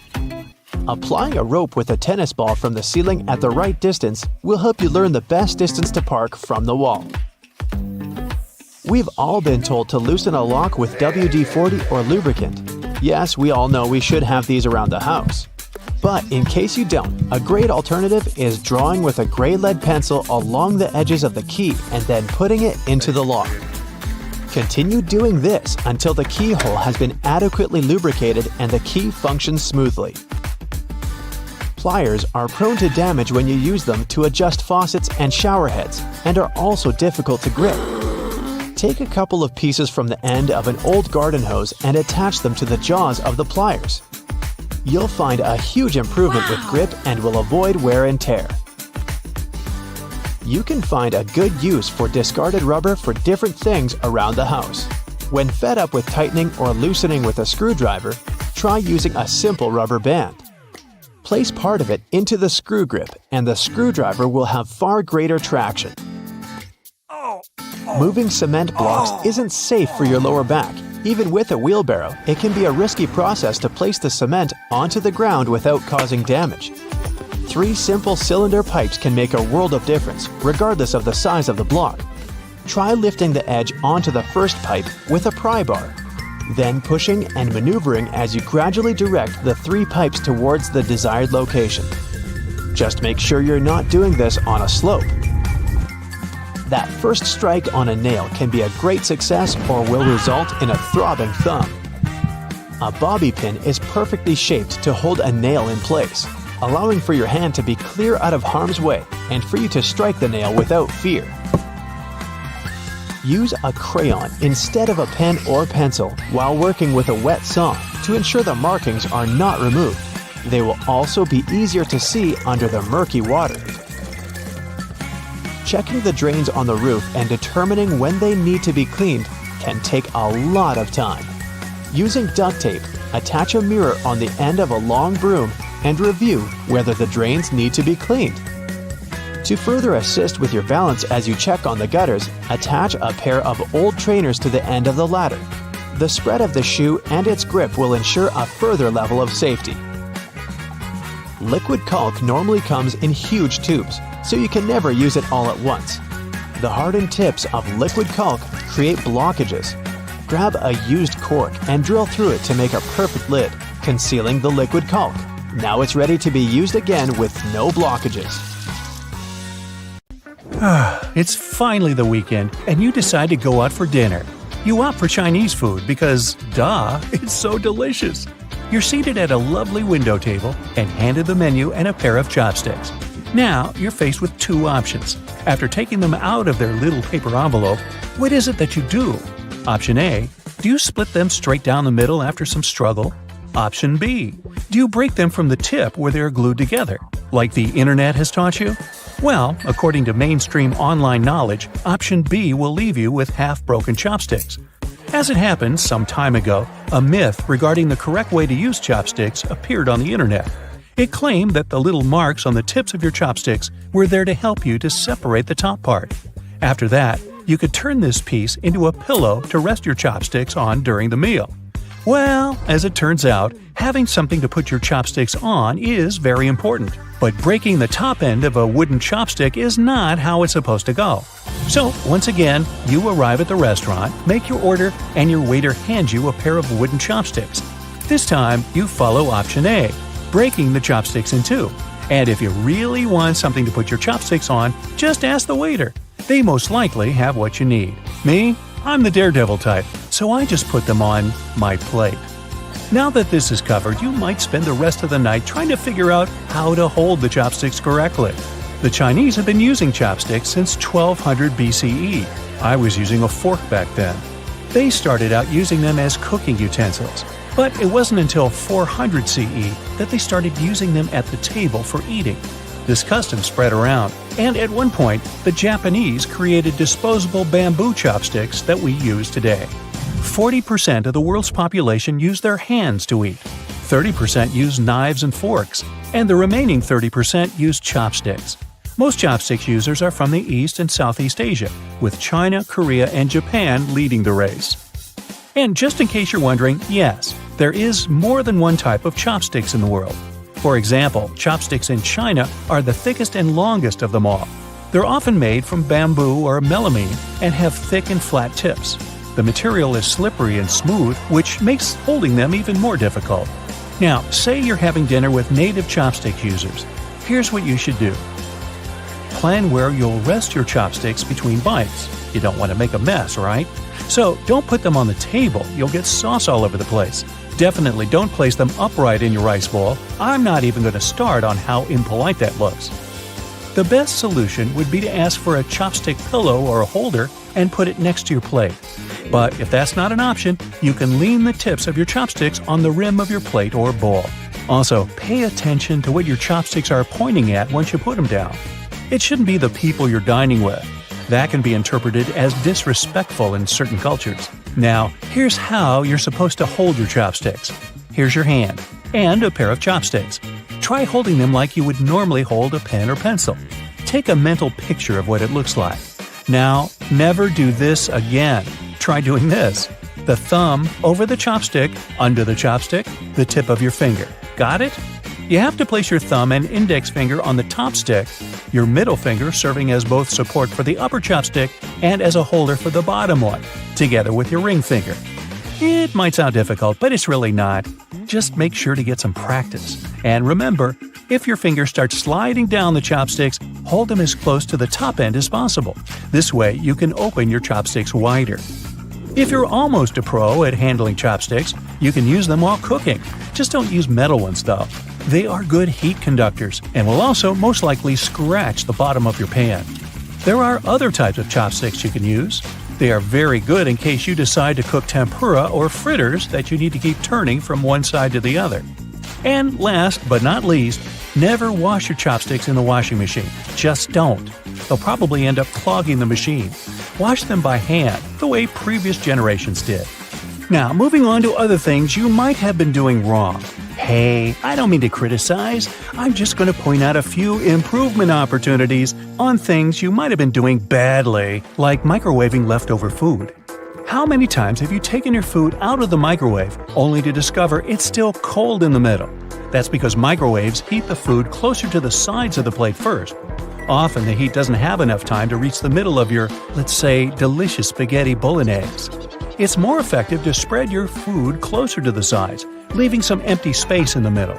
There you have it, warm food without much effort. And since we've been talking about food, let's talk chicken wings. Most of us take one, scorching hot, with both hands and take a big bite. But there's an easier way to eat it. Grab the wing by the two little bones, twist them, and slowly pull the bones out. Don't worry, the chicken won't feel it. You'll get a meaty, bone-free chicken wing. After all this eating, make sure you brush your teeth. But make sure you're doing it right.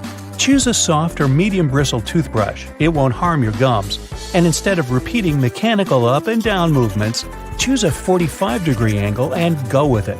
This way you'll clean all that sticky plaque. Blech. To break in a new pair of shoes, you can ask someone with wider feet to do it for you. Maybe Mongo here. Or you can do something different.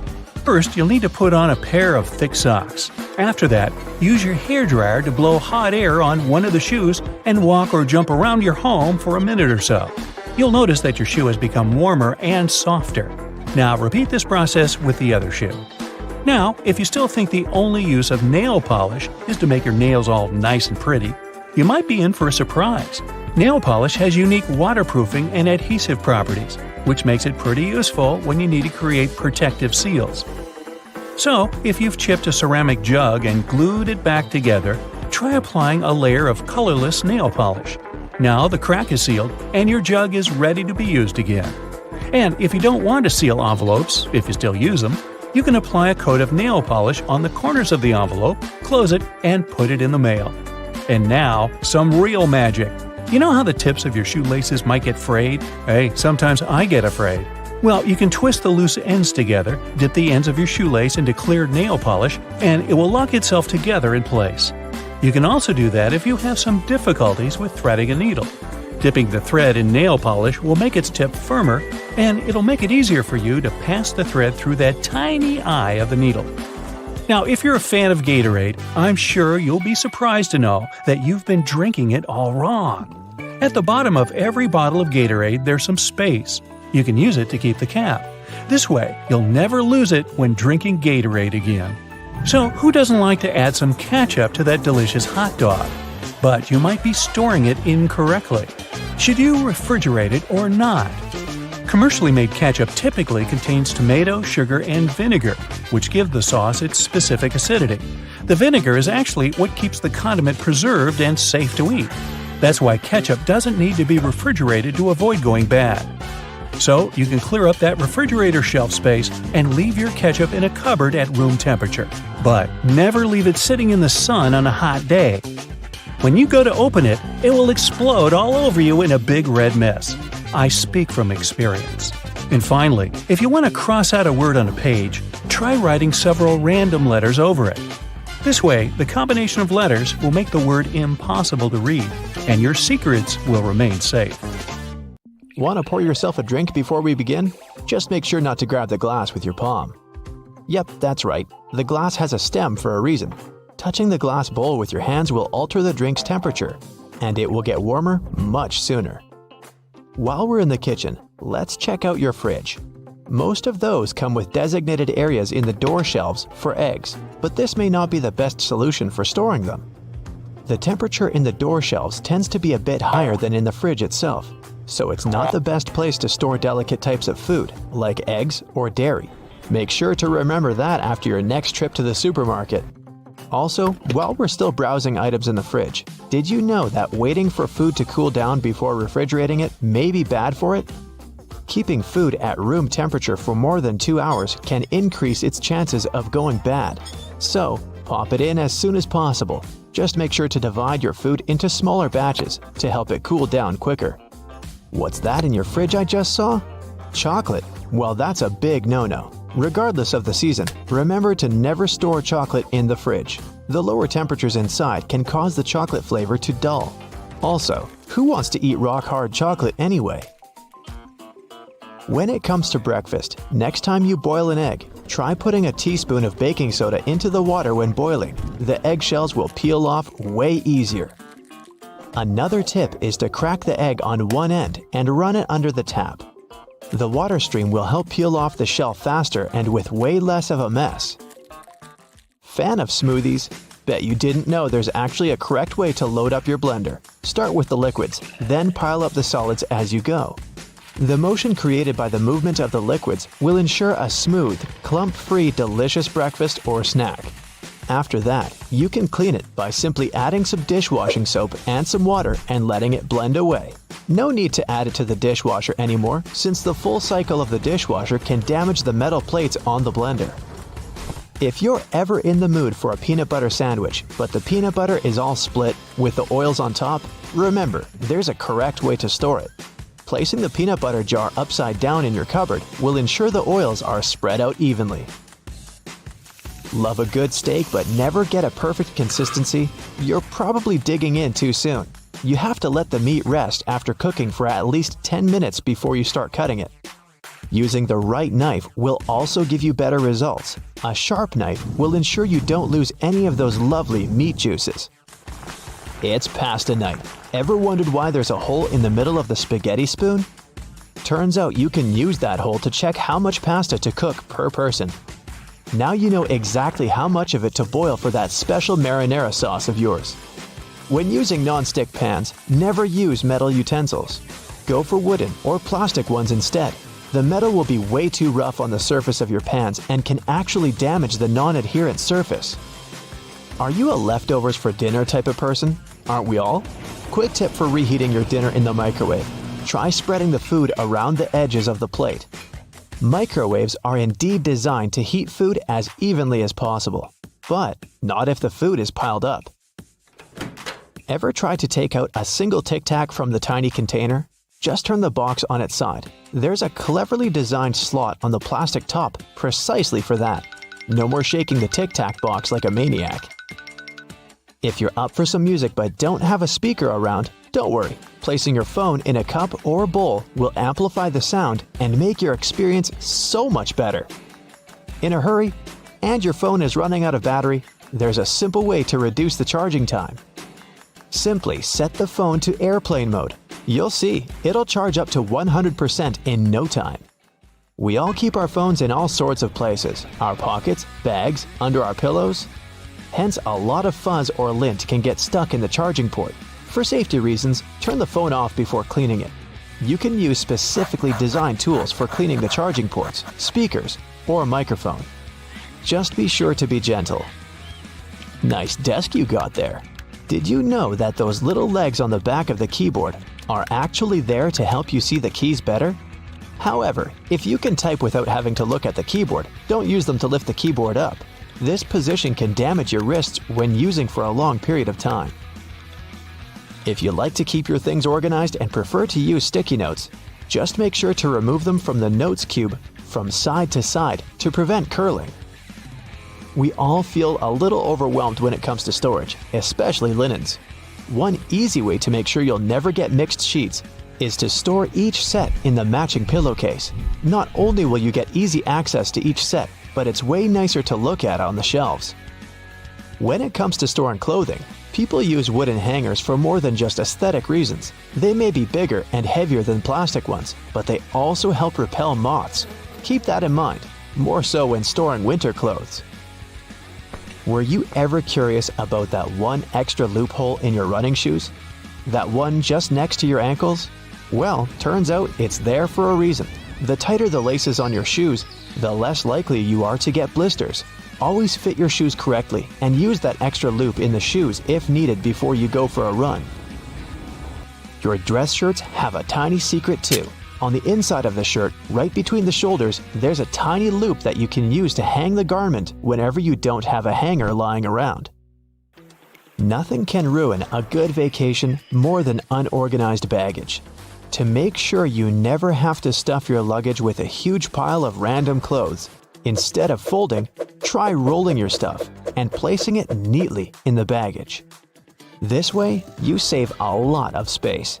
You have easy access to everything you need, and your clothes will be less wrinkled.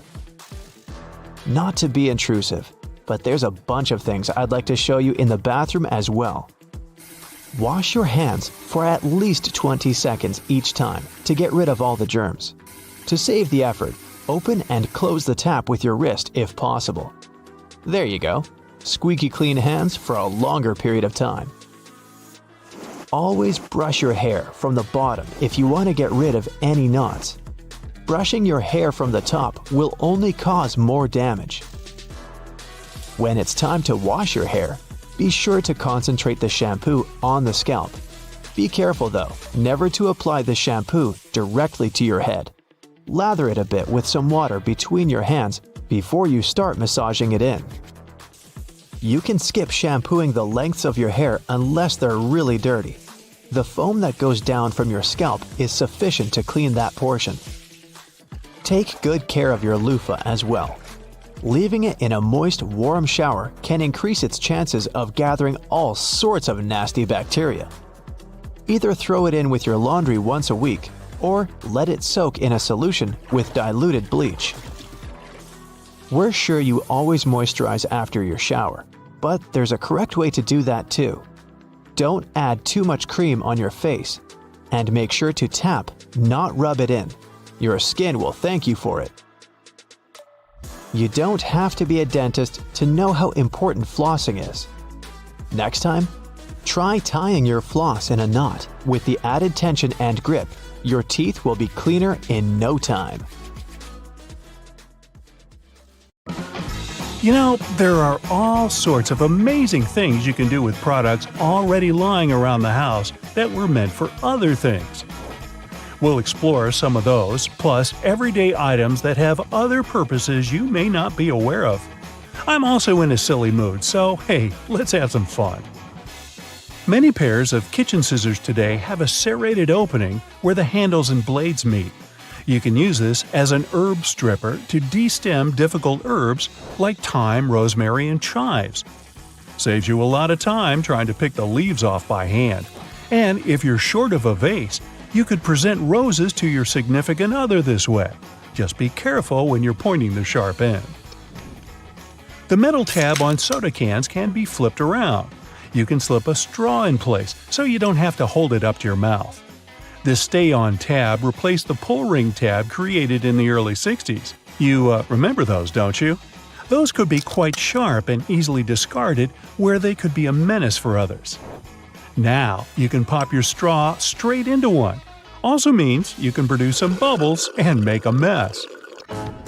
Sometimes when you purchase an article of clothing, you receive a plastic baggie with an extra button and a swash of fabric. While the fabric is clearly used to patch holes, it can also be used to test the effects of various cleaners on certain surfaces. It's handy too to test wash cycles before using them to wash the whole garment. And if you want to clean your nose with it, that suggestion never came from me.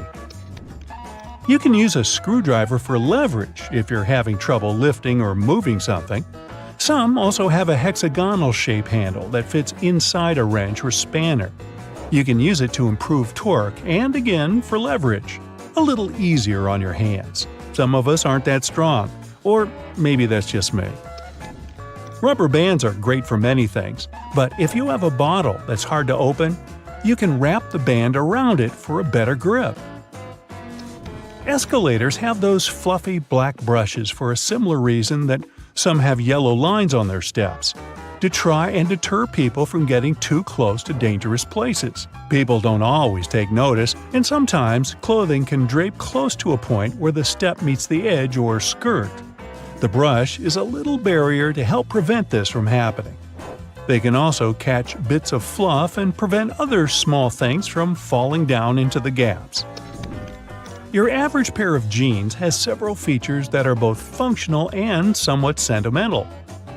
The metal rivets around the pockets help secure the stress points. This ensures they last a bit longer than average, though not all jeans have them. Many still have a tiny pocket directly above the main pocket. This was originally meant to hold a pocket watch. Even though pocket watches are mostly a thing of the past, many people still use this space to store coins, rings, or even a portable USB. Now, this may seem a little obvious, but if you've ever wondered what all the notches are in a car tire, it's for traction on the road. However, there are also a good indicator if your tire is getting too worn down. If those notches aren't so deep anymore and are almost flush with the road, it's time to replace them. If you don't, the next time you try to stop suddenly at a stop sign, you might be surprised to find your car has turned into a giant roller skate. Those takeaway containers most associated with Chinese restaurants are designed to not only carry your food home, but to store them in the fridge. They double as a plate, as you can eat straight out of them and don't have to worry about dirty dishes. Yay! They were actually patented way back in 1894 to transport freshly shucked oysters and were known as oyster pails. They were later adapted to use as leak-proof containers for food. While you're sitting on an airplane and looking out the window, you may have noticed those little holes, or in some instances, a small singular opening near the bottom. This is called a breather hole, and no, it's not for you. It's designed to equalize the difference in air pressure which builds up between the pressurized cabin and the atmosphere outside, especially during high altitudes. It also releases moisture from between the panes to avoid frost from forming on the windows and obstructing that all-important view. Sorry, but it looks like you won't be drawing a smiley face on it anytime soon. This was first introduced way back in 1956 by a company in Japan.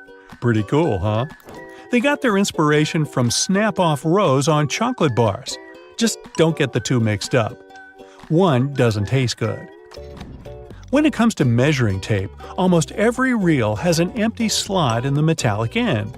This is called a nail grab, so you can attach it to a nail or screw. A handy trick to do measurements without requiring someone else to hold it in place. Ooh, very nifty. Bobby pins have grooves on one side to hold your hair in place better. Crazy notion, huh? The straight side goes face up, while the grooves go down against your head. They're called bobby pins because of the bobbed hairstyle, which was popular in the 1920s, though the pins were invented in the 19th century. The look is gone, but the pins remain. Please take them out before you wash your hair, as they don't look great stuck to your fingers. If you've been in a car or a bus and noticed the textured black dots baked into the black edges, you've probably worked out that it's not there for its pretty looks. It's called frit, a ceramic paint. Its main purpose is to protect the window from ultraviolet rays. It also creates a rough surface for the adhesive to cling to. Now, if you see a pink lump of adhesive in the corner, please do not touch it. It's actually someone's old bubble gum. If you take a look at the bottom of the lock, chances are you'll see one or two little holes. This is to let water out from the inside that may have been trapped due to rain. This mini draining capability prevents the inner working from rusting over or freezing in place if the weather's very cold. If, in another situation, the lock becomes stuck, you can ease an oil-based product inside to lubricate the lock and get it working again. If you've lost the key and want to ease your frustrations, you can yell into the holes. It won't do anything to unlock it, but it may help you feel a little better. Some dress shirts have a fabric loop on the back. You guessed it, it's used for hanging the shirt up. The loops were reportedly first used in the Navy, as it was easy to simply hang them on the wall. During the 1960s in colleges, the fashion of the day was to wear the shirt buttoned all the way to the top, which made them difficult to hang. So designers began putting the loop on the back. If the student removed the loop, it signified that they were going steady in a relationship. Unless your friend ripped one off for a prank. Now everyone's asking whom you're with. There's a little more to this story, but we haven't got time to hang around. And yes, that's a bad pun. On purpose. It's what I do. Ever wondered why coins have those little ridges along the edge? It's a leftover from earlier times when they were worth more. Counterfeiters could easily file the edges off to sell as gold or silver coins to make some profit. The ridges were created so it was much easier to tell which of the coins had been altered. It's not needed today, but the coins still have that altered style. If you ever get really bored, you could try counting how many ridges there are. Actually, that is a very boring idea. Forget that and watch another Brightside video instead. Various types of cheese have holes for a reason. For example, Swiss cheese is made with special bacteria that produce carbon dioxide. As the CO2 is emitted, it blows like bubblegum, leaving tiny craters, also known as cheese eyes. Then the cheese is cooled down, but the holes stay in place. Over 40 billion Oreos are made every single year. It's the world's most popular manufactured cookie. The geometric design stamped onto these cookies has the Nabisco logo, the symbol of European quality, surrounding the word Oreo. William Tournier created the chocolate cookie design we see today back in 1952. If you use reusable bottles, you probably know that sometimes they smell. Even if you only use it for regular water, it still smells. But it's not the water that smells, it's the microorganisms in it. If you drink water from a bottle, the particles of your saliva and sweat stay in there. Those bacteria start to build up in the bottle, causing the smell. So, if you choose reusable bottles, make sure to wash them every day to prevent those bacteria from building up. After washing, let it dry completely before using it again. Not only are the jeans blue, but the police officers' uniforms as well. The first official police officers appeared in the 19th century in London. They were given a blue uniform to contrast with the red and white uniform that military workers had already been wearing. 2 decades afterward, the police force was adopted in the USA, and they followed the patterns. The uniform is still blue nowadays because it proved to be a good color. It's not that visible in dark hours, and police officers can observe things and people staying unnoticed. Also, stains aren't that visible on dark material. And, well, everyone knows that police officers wear blue and they're recognized it. So, why change that? Baby carrots are tiny, and unlike regular carrots, wet, not unlike baby humans. Baby carrots aren't some special sort of carrot. They're actually made of regular carrots by cutting off the skin and outer layers and then polishing them to look that pretty. The problem is they can't retain moisture. A regular carrot retains some water inside because of the layers that lock it in. Once they're chopped out, baby carrots can dry out easily. So they usually sell them in bags with some water inside. Jeans have metal rivets, and they're there from the very beginning. Jacob Davis, the man who made the first pair of jeans, added copper rivets to spots where pants are more likely to rip, flies and pockets, to make them stronger. Today, they have more of a decorative purpose, since they are distinctive and traditional for jeans. Another special thing about jeans is those tiny pockets they have that seemingly serve no purpose. Well, maybe it's true now, but years ago, when many cowboys were wearing jeans, the pocket was made specifically to keep a pocket watch there. Also, back then, a pair of jeans had just 4 pockets.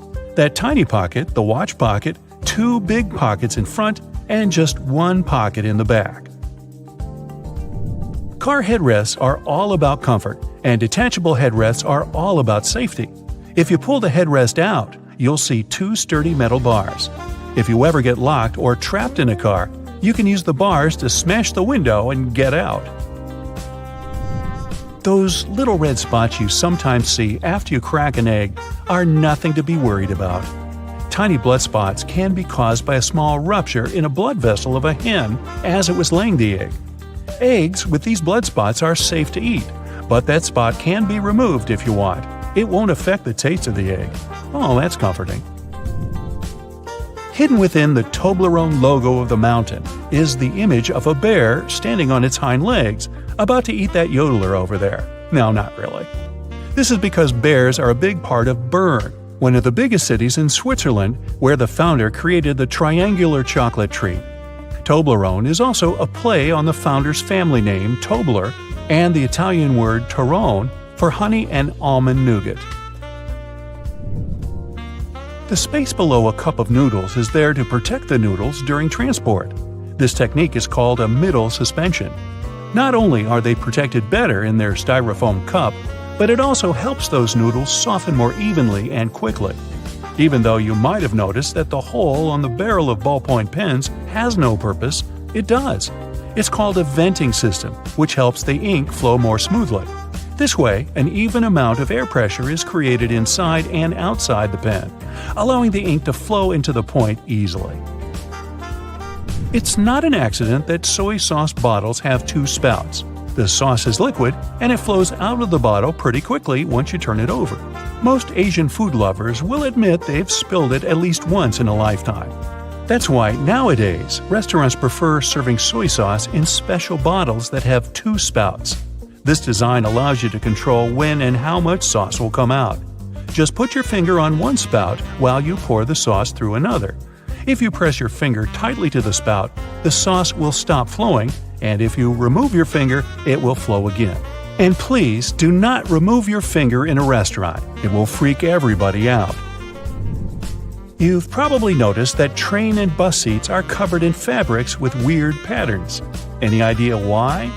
They use these patterns to cover any germs and stains on the seat. Oh boy. The brighter the color and the more patterned it is, the harder it will be for a passenger to notice any stains and get grossed out. Also, the patterns are usually so ugly that no one even wants to look at them for long enough to spot any stains. So yeah, the pattern is there to make you look away, and if you look, to make it less noticeable. No bus will ever have plain white seats, that's a guarantee. The middle tab on soda cans can be flipped around. You can slip a straw in place so you don't have to hold it up your mouth. This stay-on tab replaced the pull ring tab created in the early 60s. You remember those, don't you? Those could be quite sharp and easily discarded where they could be a menace for others. Now you can pop your straw straight into one. Also means you can produce some bubbles and make a mess like a 3-year-old.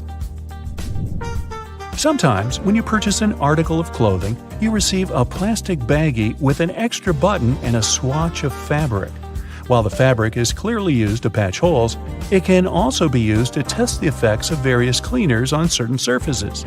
It's handy, too, to test wash cycles before using them to wash the whole garment.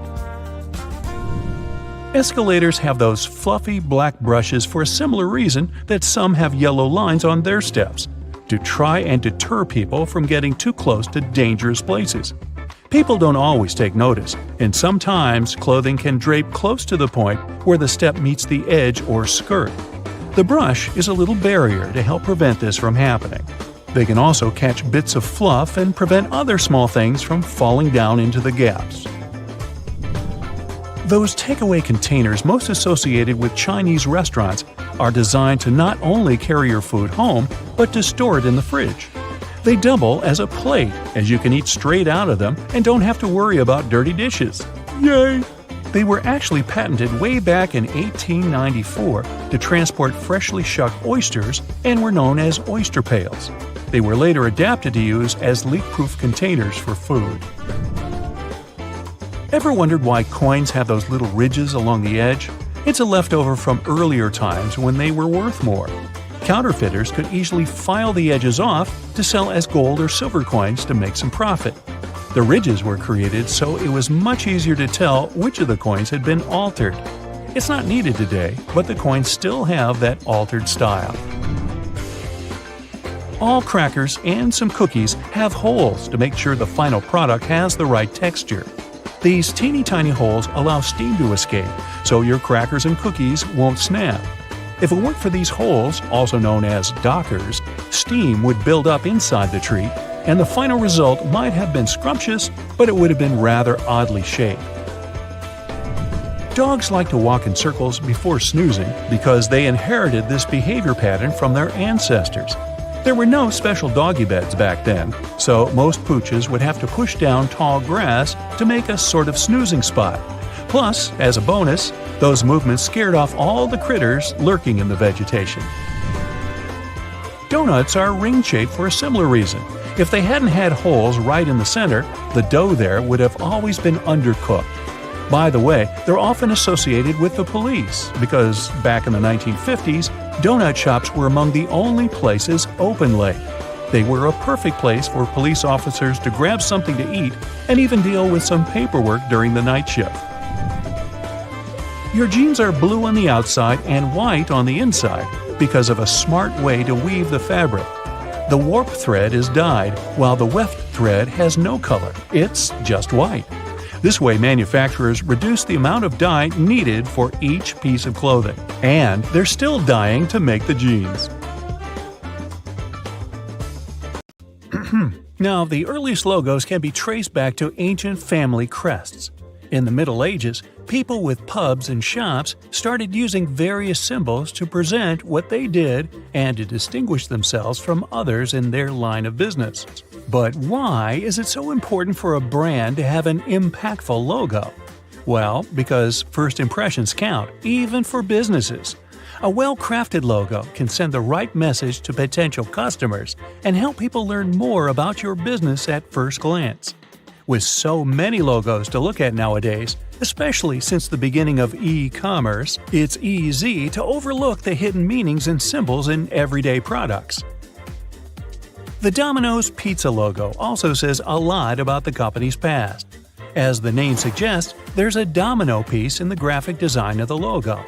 The initial plan was to add another dot to the domino for each new location. But the company grew so big that adding dots for all the locations wasn't possible. So those 3 dots we see today are there to remind customers of the 3 initial locations of the pizza chain. Now, when you look at the Beats logo, the first thing that comes to mind is the letter B, and rightly so. But there's a hidden meaning here as well. The red circle actually depicts a person's head, while the white letter B also stands for a pair of headphones. Another very customer-oriented logo is that of the brand LG. The company designed its logo to include both the company's initial name, Lucky Gold Star, and the company's current slogan, Life's Good. A careful look at their logo shows not only the letters L and G, but also a smiley face. They may be one of the most famous jean manufacturers in the world, but their brand identity also has some hidden meaning in it. The Levi's logo is designed in the shape of a pocket that can be found on each and every pair of the jeans they produce. The FedEx logo is also very cool. At first glance, it looks like the words Fed and X written together in 2 contrasting colors, purple and orange.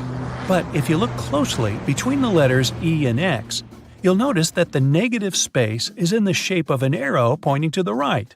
It symbolizes movement and agility. The Unilever Group has a staggering number of brands all over the world, more than 400. It's no surprise that their U-shaped logo is composed of many different symbols, like a flower, a spoon, or a bird. It's done to showcase how many things they produce, from food and refreshments to personal care and beauty products. NBC, or the National Broadcasting Company, is a broadcast and radio network with a logo that's very nice to look at. It's bright, colorful, and flashy. Why is that? Well, because the network was created at about the same time color television started to gain momentum. The bird-shaped NBC logo symbolizes the initial 6 divisions of the network, and the colors are also a nice reminder to customers that NBC is proud as a peacock of their programs. The Evernote logo is another of those designs that clearly shows the brand's overall purpose. While the font used is relatively simple, on the left of the word Evernote, there's a depiction of an elephant. The animal is a well-known symbol of good memory, and the shape of its ear is curled like a Post-it note. A cool touch for an app designed for organization and note-taking, wouldn't you say so? Now, the Cisco logo comes with its own little secret as well. The font is quite minimalistic, but the lines above are there to depict the Golden Gate Bridge in San Francisco. The first CEO of the company, a man named John Morgridge, thought this would be a great idea to emphasize moving toward the future and connecting two worlds. The Amazon logo is everywhere these days, but there's a small detail in there that most people probably miss. The arrow connecting the letters A and Z, the one in the shape of a smile, is there to point out that they have a complete inventory of products, from A to Z. Audi is one of those brands that likes to showcase their history. Those 4 simple intertwining circles on the company's logo are a reminder of the 4 companies which were initially part of the conglomerate: DKW, Porsche, Wanderer, and Audi. There's a nice story behind the Baskin-Robbins logo as well. Between the letters B and R in the middle of the logo, you can notice the number 31. Why is that? Because the company has 31 original flavors of ice cream. I think I've darn near tried them all. A lot of companies out there like to give their logos a bit of a vintage touch, and Picasa is one of them. Before we had digital cameras and the perfect portrait was just a click away, analog cameras had a little thing called a shutter. That's a device that opens to let light pass through, exposing the film and creating a photograph. The Picasso logo is just that, a shutter nicely colored in red, blue, green, purple, and orange. The 7-Eleven logo has a nice twist that might not have caught your eye by now. The N at the end of the word is in lowercase, unlike the rest of the letters, which are in all caps. It's said that the company's president's wife, back in the 60s, wanted to make the company's logo look a bit less harsh. She believed that the uppercase font would be a bit too rigid, and she wanted to make the overall appearance of the logo more fluid. A graphic designer found a solution by switching to a lowercase n at the end of the word. So I'm guessing that when you pronounce it, you just throw away the lowercase n, like 7-Eleven. Or not. Chocolate fans must know the Toblerone brand. If you're one of them, have you ever noticed all the intricate detailing in its logo? The city of Bern, in Switzerland, where the company was founded, is also named the City of Bears. When you visit this place, you'll see that there are bears everywhere, from the city's coat of arms to public trash cans. The Toblerone chocolate is shaped like a mountain, hence the mountain in the logo. But there's also a bear depicted there, hidden in the negative space. The Chick-fil-A logo is one of those that goes straight to the point with their imagery. The C stands for chicken, of course, but it's also shaped like a chicken if you look closely. Another great example of negative space used creatively is the Formula One logo. Between the F, which stands for the word formula, and the horizontal lines depicting red flames, the number 1 is intelligently hidden. Bet you didn't see that one. One of the greatest sportswear brands, Adidas, has a mystery of its own. At first glance, its logo is merely comprised of 3 vertical lines. Don't they look like a mountain to you? This mountain is there to symbolize the effort athletes have to make to reach the top, which is like, climbing a mountain. The IBM logo has its own statement to make. The 3 letters of the company's name, I, B, and M, are designed to be the horizontal lines meant to symbolize speed and dynamism. This is one of the company's main values, which has always been important to the founders. With a cool logo to present to the world, Ray-Ban has become a household name for sunglasses. Just to make sure you don't miss what they actually do, the B in the logo is designed like a pair of shades. The worldwide internet source of information, Wikipedia, has a logo to match its brand identity. The globe is made of many puzzle pieces, each with a different symbol on it, and some missing pieces as well. It tells the story of the company's mission without a single word. That's a nice lesson in storytelling, don't you think? Subway is one of those brands that have a nice combination of the logo and name, meant to symbolize that you can have a delicious meal anytime. The pointing arrows on the letter S and Y look like the directions found at subway station. Now, there's no way you can miss the 2 pieces of chocolate in the Hershey Kisses logo, but there's a third one hidden in there if you look closely.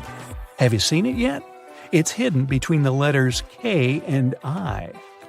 If you've ever redecorated a house or planned a wedding, you most likely use Pinterest to store and share ideas. The Pinterest logo looks like the letter P in a red circle, But look again. This P is shaped like a drawing pin.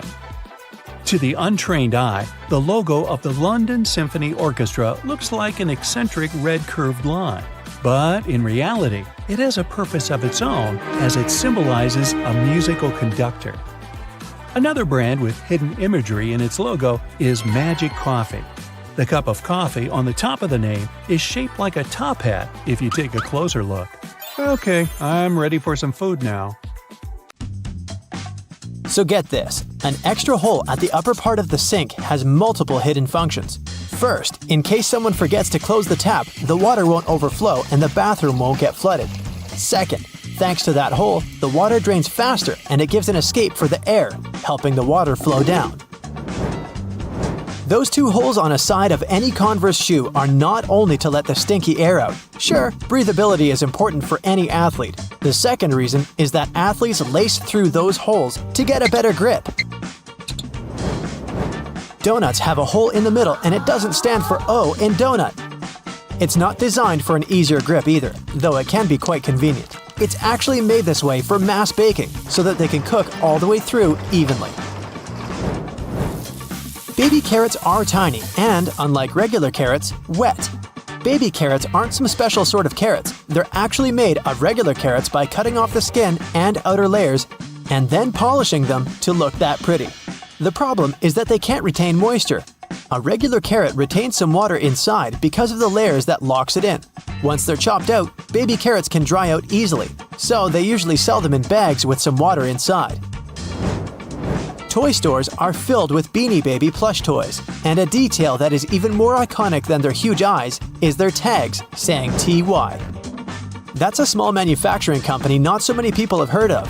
Beanie Babies appeared in 1993 and they went insanely popular. TY is the name of the company, but it's not an abbreviation. It's the actual name of the company's founder, H. Ty Warner. Most metallic zippers have a hidden lock inside them to save you from awkward situations, such as an undone fly. Oh boy.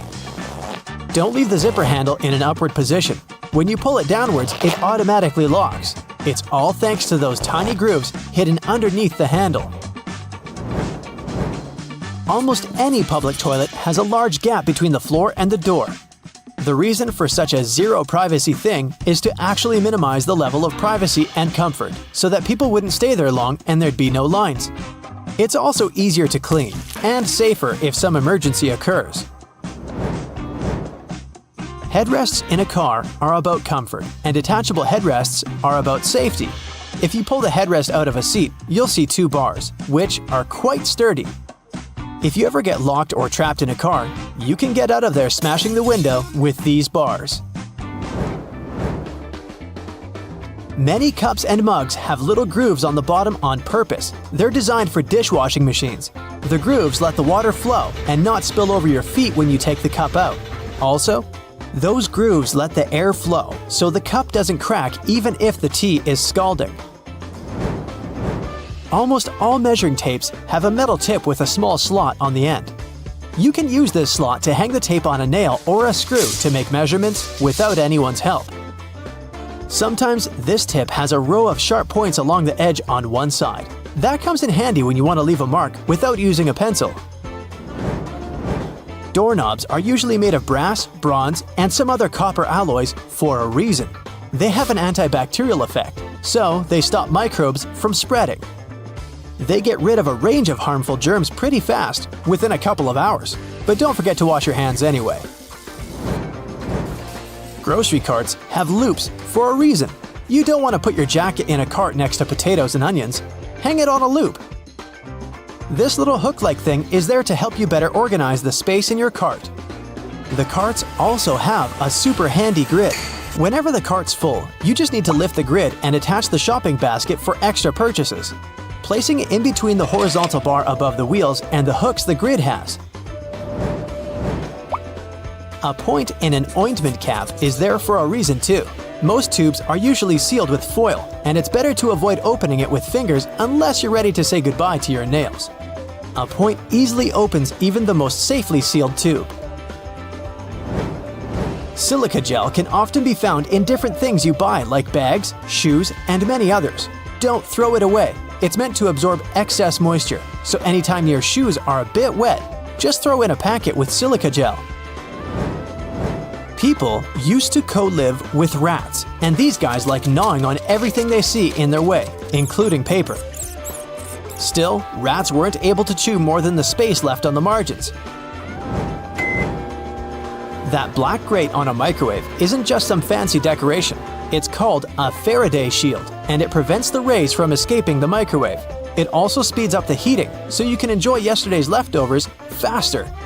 It may also block phone signals, so if you're tired of numerous calls, just put the phone into a microwave. But don't turn it on. All Tic Tac containers are designed to dispense one Tic Tac every time you open it. The lid has the same shape as the candy. Turn the container upside down, gently shake it, and open it slowly. You'll notice only one candy stuck between those lid grooves. So if you just open the container and shake it until 5 or even more candies fall into your mouth, it means you've been eating Tic Tacs wrong all this time. Those little holes in the airplane windows are designed to control the cabin pressure. They also protect the windows from fogging up as the temperatures drop and rise. By the way, the airplane window is round for a reason. This way, pressure is evenly distributed so it doesn't get deformed. Blue bristles on a toothbrush are actually an indicator that it's just about time to change the brush. As the bristles get in contact with water, the blue, or whatever other, pigment fades away. So the more you use it, the duller the color becomes. A triple handle on a jerry can is there to make it easier for two people to carry it and distribute the fuel evenly. Gas cans often have a second hole that actually needs to be uncapped too before you pour the gas. The air passage will prevent it from pouring out, so no more fuel waste. Jeans first appeared in 1873. They were invented by Jacob Davis and Levi Strauss. Davis was a tailor who was producing covers and tents, and Strauss was a businessman who, among other things, was selling cloth. The first jeans were made by Davis from denim, the fabric he bought from Levi Strauss & Co. Together, they patented the design. Blue was a standard color for denim that was dyed using an indigo dye. The blue color is a tradition that is still often followed today to replicate the original look of a pair of jeans. Jeans also have metal rivets, and they've been there from the very beginning.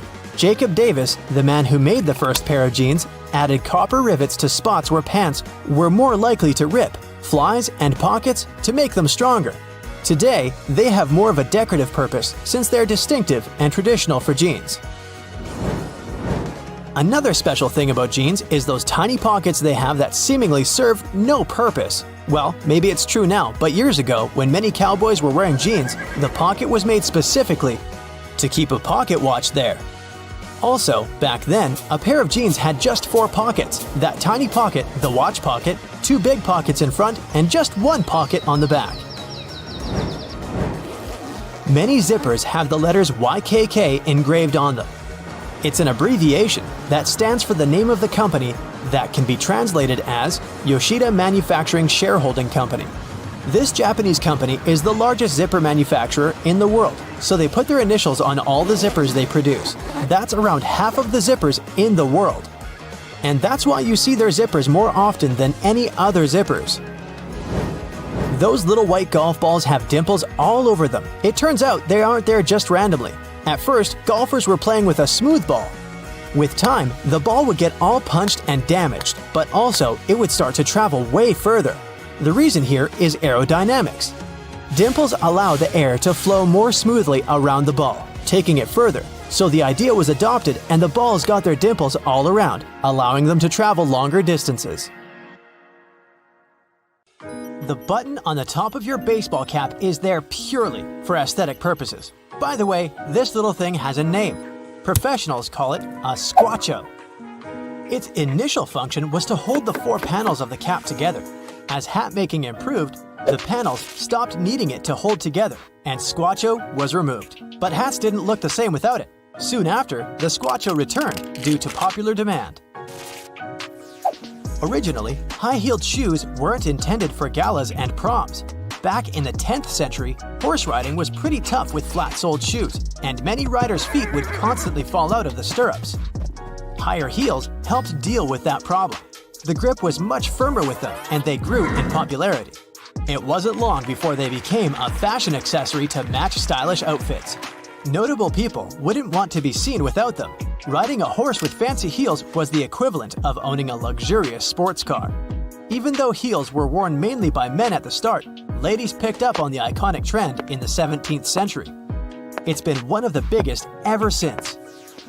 In ancient Rome, salt was so precious that people even called it white gold.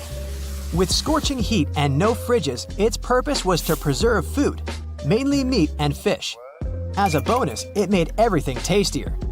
Sal, which is salt in Latin, was used instead of money to pay salaries. Here is where the word salary originated. Rice is the oldest cultivated food in human history.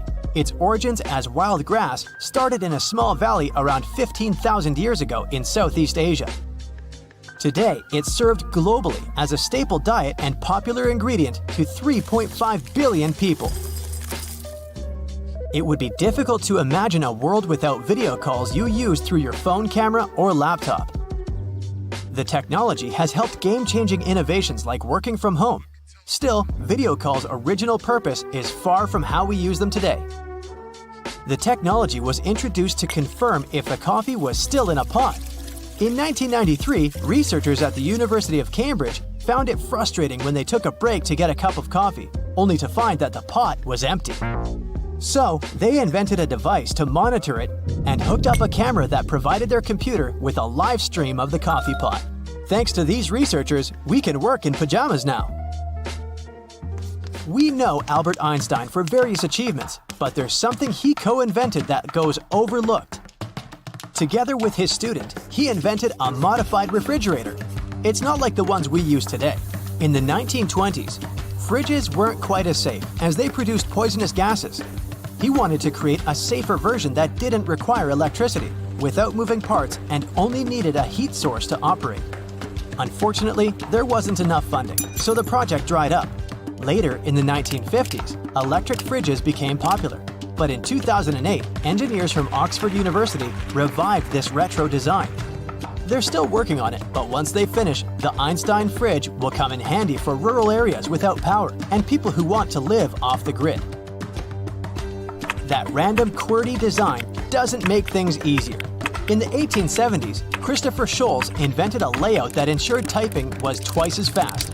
But with commonly used letters next to each other, it was a bit too fast, and the machines constantly jammed.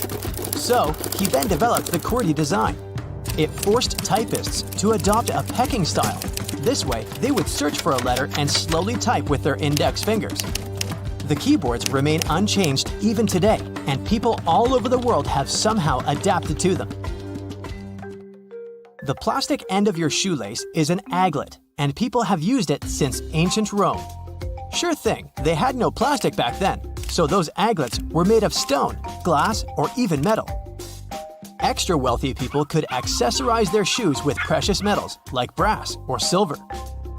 What came first, the TV or the remote control? The technology that functions in the remote is older by several decades. In 1898, Nikola Tesla created a machine to control mechanical devices with radio waves. Initially, he tried selling the idea of a radio waves device operating I/O through remote-controlled boats, but the potential buyers were not interested. He was way ahead of his time, as remote controls were finally used with televisions in 1956. As engineer Percy Spencer initially invented something brilliant in 1945, he was working on a new vacuum tube, the magnetron, which was used with early radar systems. While working on the project, he found that the chocolate in his pocket had melted. Realizing the heating potential of the magnetron, he used it on corn kernels, which turned into popcorn. Then, he tried testing it with eggs, but things got a bit messy. So once the yolk was washed away, he built a metal box, keeping the energy within, and the first microwave oven was built. In 1733, a duke in England requested William Kent, an architect, to make a traveling device for his kids. William accepted and built the first ever stroller, but nobody had to push it. Instead of handles, it was built like a carriage and pulled by a goat or a small pony. Only a few were made as it was pricey. More than 100 years later, in 1848, the first stroller with push handles became available and more affordable. Police are often associated with donuts, and there is actually a reason why. During the 1950s in the USA, police officers that worked night shifts found it hard to locate anywhere open for a midnight snack. Donut shops at this time were family-owned. They were working hard throughout the night, providing fresh donuts for the coming day. The shops were vulnerable at night, becoming the perfect relationship: nourishment for the police and extra protection for the shops. Popping bubble wrap is an excellent source of relaxation, and it's also helpful with delicate packages. In 1957, two engineers glued together two shower curtains, trapping the air bubbles between. This is how the first bubble wrap was made. The result they were looking for was a sort of textured wallpaper. Still, it didn't go well on the market. Sometime later, they tried to sell it as insulation for greenhouses, and once again, they failed. Everything changed in 1960 when IBM needed to ship delicate computer parts. The bubble wrap was perfect, and they continued to collaborate. Using maps with your phone has become a far easier way to navigate, but the old-fashioned handheld maps were once the only option, creating a competitive industry. So much so that map makers would draw in phantom settlements to avoid rivals stealing from them. These fake towns were called a copyright trap. However, one of these fake settlements became real. Agloe in New York was drawn into a map by General Drafting Co. Another competing map maker had also included this town on their own, and the copyright trap was sprung. But in court, they found that in 1950, a general store had actually been built there. And the owner assumed that Agloe was a real area based on the map, so he named the shop after it. So there was no violation found, as technically Agloe was real, thanks to that general store. In 1943, Vesta Stout from Illinois was working with securing parcels. She was disappointed with the poor paper tape, as it would fall apart when wet. So she asked her boss to try to make waterproof tape. Her request was ignored, but she wrote a letter to President Roosevelt with an idea of how to make a better tape. Not only did she explain her concept, but she also provided it with detailed designs. He approved the idea and ordered the changes. The new tape was so helpful for freight transport that everyone wanted it, and they started selling it at hardware stores. In the 1950s, many people would wrap air ducts, and it was then deceptively named duct tape. Still, the adhesive on the sticky side wasn't suitable for cold and hot temperatures, which caused the tape to fall off. Despite this, people continued to use that tape for almost everything else. Have you ever wondered why things are the way they are? Like, why are there holes in a takeout box? Don't worry, you're about to find out.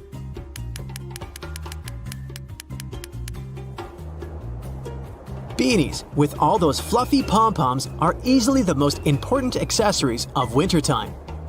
Turns out the real reason why they or other hats have pom-poms was not to make a fashion statement in the past. One of the theories says that they were there to provide safety. French sailors used to wear hats with pom-poms so they wouldn't hit their heads on the walls or low ceilings and hurt themselves if they lost their balance in a rough sea. So it wouldn't be wrong to call pom-poms head bumpers. Ever notice those extra eyelets hiking boots have on their sides? One thing is for sure, even though it kind of makes sense, they're not there to provide ventilation for your feet so that they don't smell. They're there to prevent your shoes from moving and causing you to slip and fall while you're hiking, climbing, or descending a hill. When you're going on your next adventure, make sure to tie your laces through them to tighten your boots for a better fit. You're at a barbecue party with your friends. The host serves cold drinks and long neck bottles to everyone. You think to yourself, why do bottles have long necks anyway? There are two reasons for that. The first one is to reduce the cost of packaging. The narrower the neck is, the smaller cap you need, and the second reason is to make sure that your drink stays cool longer. When you hold the bottle from its neck, not its body, the heat coming from your hand won't warm up the rest of your drink.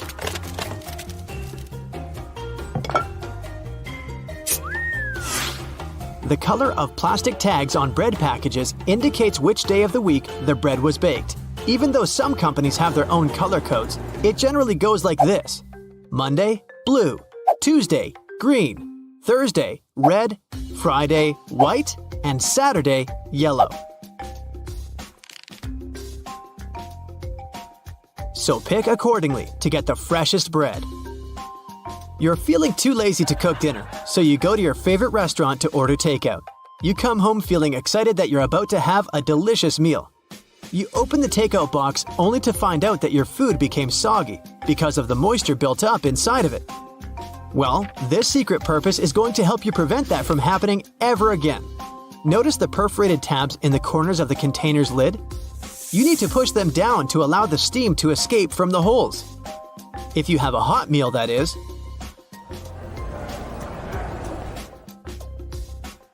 If you're one of those lucky people who have a dishwasher at home, you're going to feel even luckier once you learn what else you can wash in it. Aside from making your dishes clean and shiny, it can also clean up your makeup brushes for you. Just place them inside the silverware tray to remove all the dirt and excess product that built up amongst the bristles.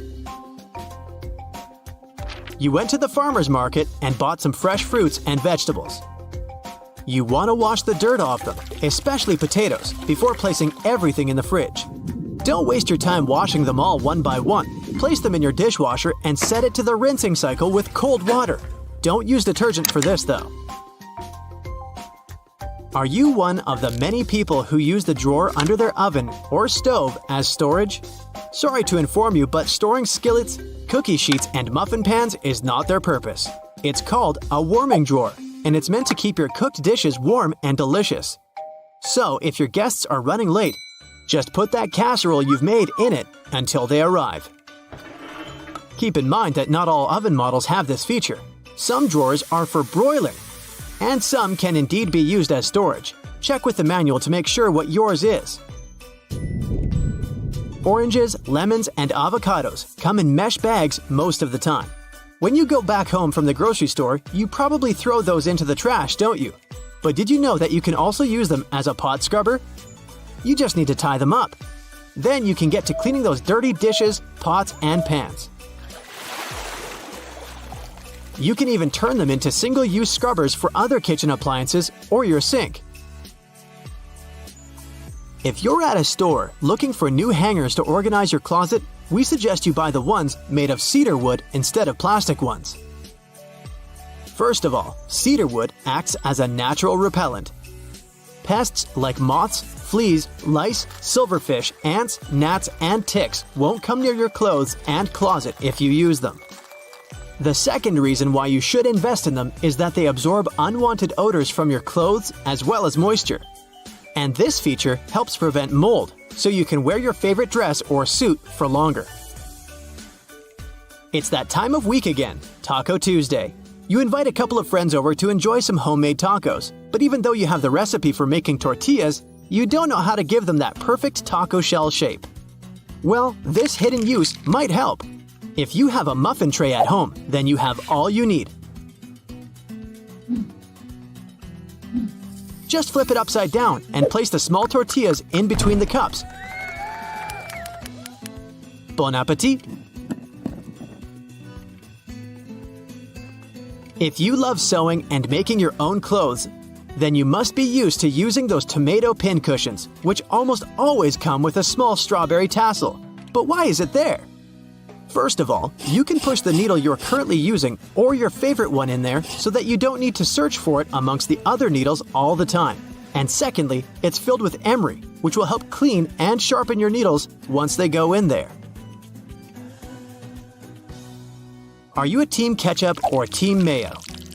Ketchup fans must have noticed the number 57 on those Heinz ketchup bottles.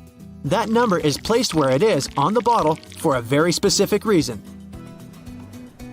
You must have struggled with getting ketchup out of the bottle at least once in your life, and at that moment, you probably tried shaking it until the right amount of ketchup fell onto your plate, right? Well, no need to do that anymore. Just firmly tap on the spot where 57 is written on the bottle neck, and you can get ketchup out of the bottle way quicker.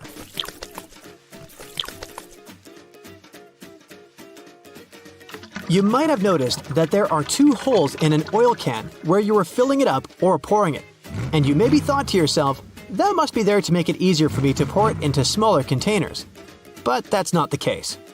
That hole is there to prevent oil from spilling all over, or glugging, so to say. So you need to uncap it before you pour oil from the larger hole to prevent wasting it or having to clean everywhere. Have you ever taken classes to improve your typing speed on a keyboard? If your answer is yes, then you might be disappointed to learn that keyboard manufacturers most likely wanted to slow you down. A popular theory says that's why the letters on a keyboard are arranged randomly and not in alphabetical order. The reason for that goes all the way back to typewriters. Their keys used to be arranged in alphabetical order, which allowed people to write really fast. And because of that, the keys would jam and tangle up easily, and they wanted to avoid that. That's how we ended up having the QWERTY keyboards we have today. Here's a bonus hidden feature for you before you leave.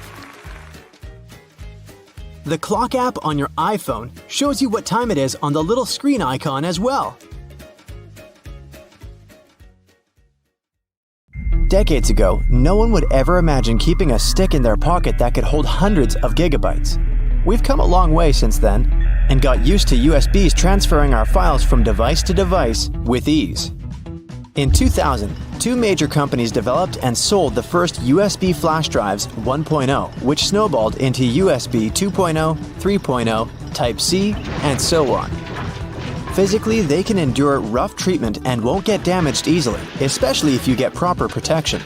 By design, USBs are almost perfect. So perfect that you always make the mistake of inserting it in the wrong way.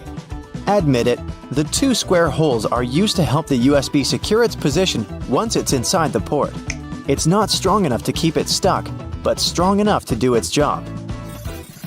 You can protect your USB with proper encryption. This means that if anyone gets their hands on them, they won't be able to read them. Encrypted files end up being scrambled into gibberish of a series of letters and numbers instead of comprehensive words to anyone who tries to read it. The file is only accessible if someone gets their hands on that USB. But if you're using certain online services like messaging or emailing, then encryption is simply not enough. Sure, the person on the other end can't read the contents of the work, but the hosting website can. This is where end-to-end encryption comes in. That means any information that goes in and out is, again, scrambled into gibberish to anyone who is in the way of your traffic, including the hosting service. Cloud storage has taken the world by storm. You can now save everything that's on your desktop to the internet and access that data across multiple devices. All you need is an email and password, and boom, you're safe and have all your files in one place. Cloud storage isn't data floating up in the clouds, but, less excitingly, servers that physically store data. They're like regular computers, just minus the monitors for viewing. These servers take up a lot of money. That's why you normally have to pay for their services. The servers are placed in data centers all around the world where third-party companies manage them. It's like getting remote access to a computer. The servers include a master control server, backup server, and a linked supply of servers operating to maintain a good quality service. The more money you pay, the better the server your data will be stored in. In the realm of computers, you just can't delete something to be gone forever. Whatever file you want to remove is already present in the hard disk as electrical impulses. And, depending on your gadget, it will be disposed of in a recycle bin or the garbage. That isn't to say that it isn't still there. It simply implies that the file has been moved to a different folder from which you can easily recover it. So, if you're worried about accidentally deleting a crucial document you've been working on for weeks, don't panic. It's not gone for good. But if your device breaks, then all your data is lost.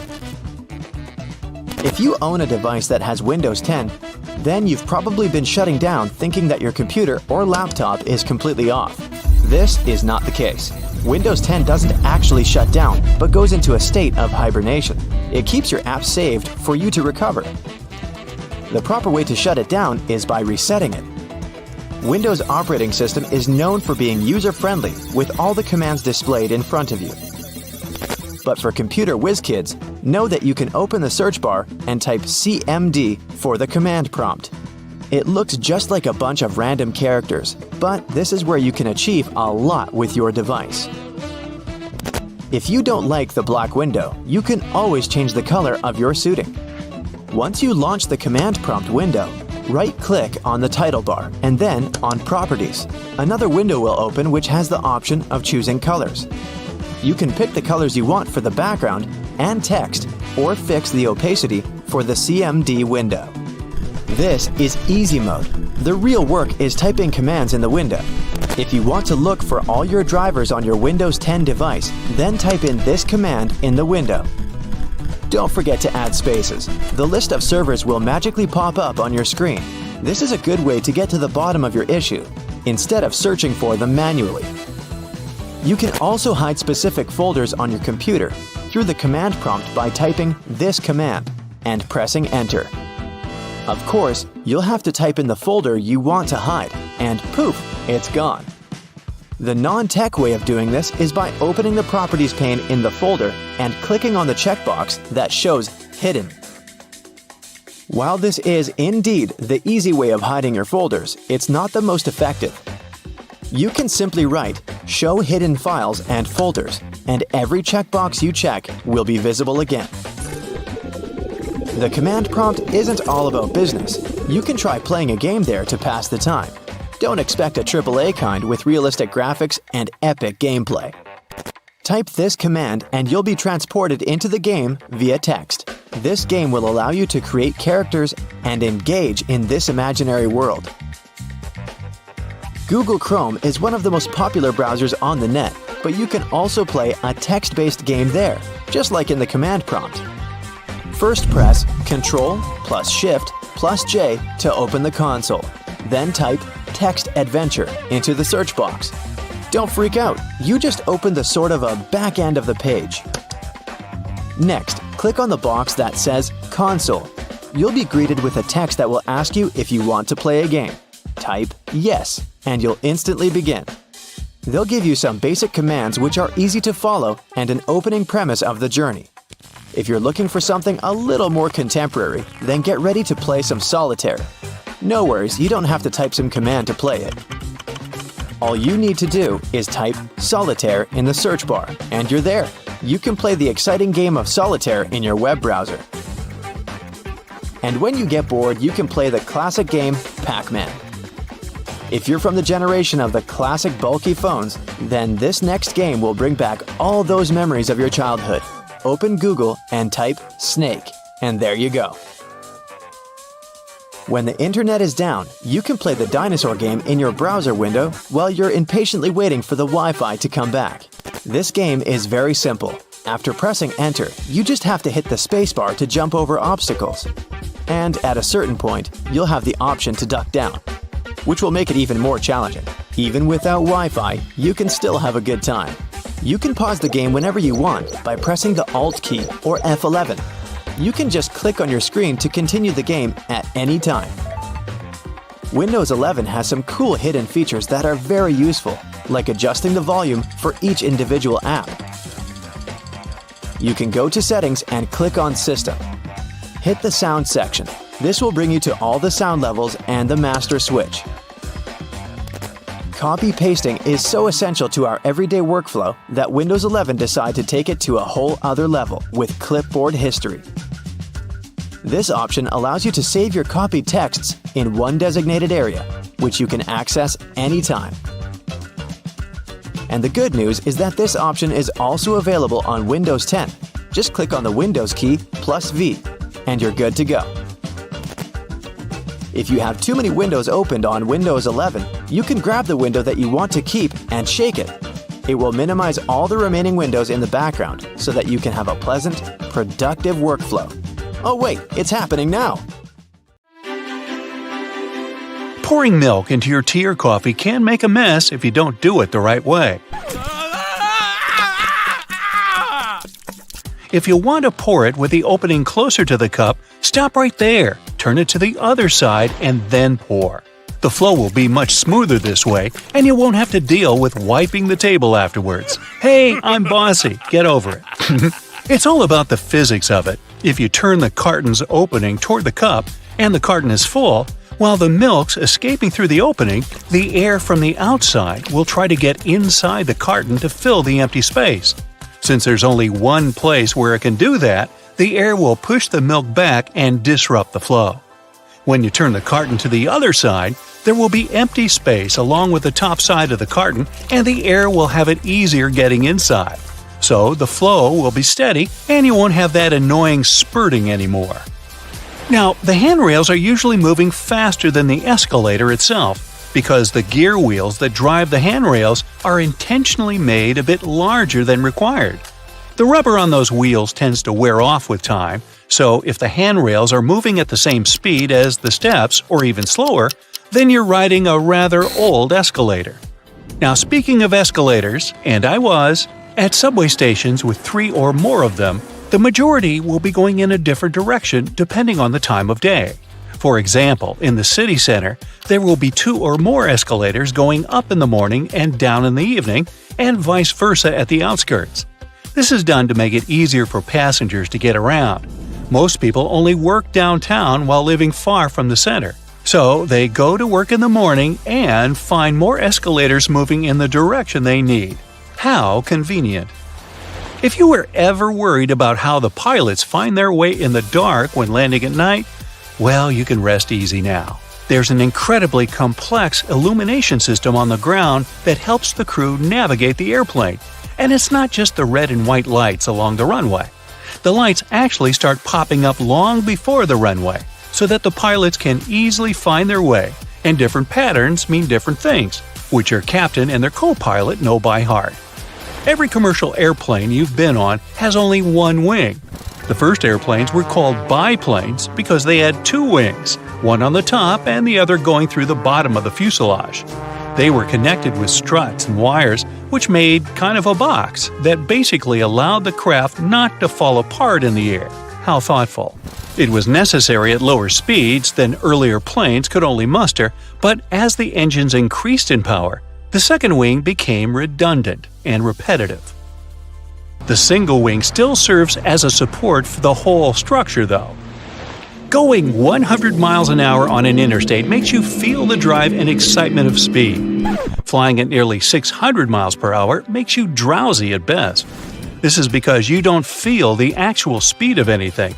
You can only see how fast you're moving relative to other objects. The closer, the faster. In a car, everything's close to you, so you see trees, people, houses, witches, porcupines, and other cars zapping past you. On board a plane, everything's so far away that it seems to go at a snail's pace. Now, take a good look at your smartphone. It might never have occurred to you, but its rectangular shape is no accident. And it's actually what you want it to be. Rectangle is the most convenient shape for a screen. It has an orientation, so you can flip your phone all you want and it will adapt. Imagine that with, say, a round-shaped display, you'd have to always turn it in your hands until the top is where it belongs. Oy. Next, it fits into your pocket nice and cozy. The pocket is deeper than it is wide, so a phone longer than it is broad will sit there perfectly. A square or circular phone will be more of an inconvenience. Then again, a rectangle is much easier to handle. It fits in your palm, and it feels better than a circle or a square. And finally, we're used to having rectangular things all around us. Pictures, sheets of paper, books, SpongeBob, photographs. Having round-shaped screens would have been just weird. Still, there have been attempts to create circular and square smartphones, but as you can guess, they didn't catch on. Taking photos in the dark with a flash, you must have noticed your smartphone flashes several times before making the actual shot. Remember those horrid red eyes in old photographs made on film or digital cameras? That happened exactly because the camera flashed only once. In the dark, the pupils of your eyes become larger, trying to catch more light to see better. And when they reflect the camera's flash, the red eye effect appears.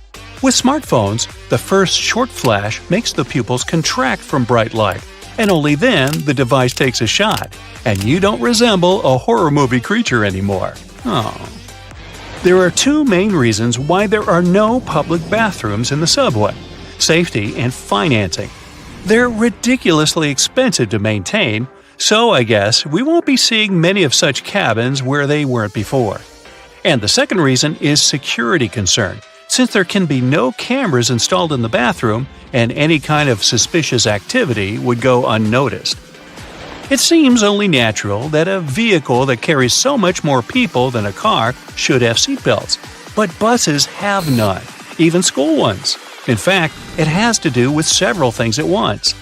First of all, in case of emergency, passengers need to get off a bus as fast as possible. With seatbelts on, they'll waste precious time on unbuckling them. Secondly, a bus is a big and heavy vehicle. On the road, there are not many other members of the traffic that weigh more than a public bus. So, in case of a collision, a bus would stop much slower than a car, and even though its passengers will certainly feel the impact, they normally won't get hurt as much. That's also the reason why passengers are allowed to ride standing, too. If your hotel has card keys with magnetic strips, make sure you put your card key apart from your cell phone and wallet. The problem is that card keys are rewritten quite a lot, and they're designed for that process to be quick and easy. So, a fairly strong magnet, like the one in your cell phone, can erase your key card, and you won't be able to get back inside your room. The hotel will surely provide you with a new card, but that's still inconvenient. If you're struggling to get your taco shells to stay in place, use a muffin tray. Flip the tray upside down, spray it with oil, and place your tortillas in the gap. Cook them for around 10 minutes at 700 degrees for the perfect crispy taco shell. Now I'm getting hungry. You? Looking for a lost earring or pin on the floor? Place a stocking over the end of your vacuum and move it over the floor. The small object will get picked up without getting vacuumed. It helps to turn the vacuum on while attempting this. Candle wax that's been spilled on furniture can be removed with ice cubes. Rather than ruining the finish by trying to scrape it off, fill a plastic bag with ice and let it sit on the wax for a few minutes. The wax will then cool and harden, making it much easier to pick off. Crayon marks on the walls are a parent's worst nightmare, but you can use a hairdryer to get them off. Heat the marks for just a few seconds to soften the wax, and then you should be able to just wipe it away. You can use hair conditioner to make that new wool sweater less itchy. Just soak it in lukewarm water with a couple of tablespoons of conditioner and leave it for 15 minutes. Then just dry it and your sweater will be much softer. That layer of bubbles that forms when you add bubble bath to your tub isn't just for fun. The bubbly layer also acts as insulation and keeps your bath warmer for longer. Next time you're getting ready for work, take a closer look at your go-to shirt. Every buttonhole is stitched vertically, but check out the very last hole. It's stitched horizontally, right? This is because the bottom part of your shirt endures the most stress from pulling, as it's where your hips are. So that horizontal buttonhole isn't a mistake. It's put there to stop your shirt ripping as your hips move. Hey, those hips don't lie. That random diamond on your backpack is called a lash tab or pig snout. It's there so you can thread cords through the holes to carry extra gear. Perfect for camping or long hikes. If you put your Chinese takeout on a plate when it arrives, you're doing more work than you should. Much like the paper condiment pots in fast food restaurants, your cardboard Chinese takeout box can be unfolded to create the perfect sized plate for your food. That hole in your hollow lollipop stick isn't to prevent choking should it ever be swallowed. It's actually there to keep the candy in place. Excess candy flows into the hollow tube and the hole, which, when it hardens, keeps the pop in place. If it was a smooth stick, the candy would slide off easily. Some skyscrapers have hollow floors that contain nothing but an elevator and some complex machinery. They're called technical floors, and developers say they're there to maintain the building's proper functioning. But it's also a way to get around height limits. Some skyscrapers are given a limit to the number of floors they can have. Because the technical floors are non-residential, they add to the height of the building and make it look more impressive without increasing the number of floors and breaking the building contract. These floors can also help to prevent the spread of fires.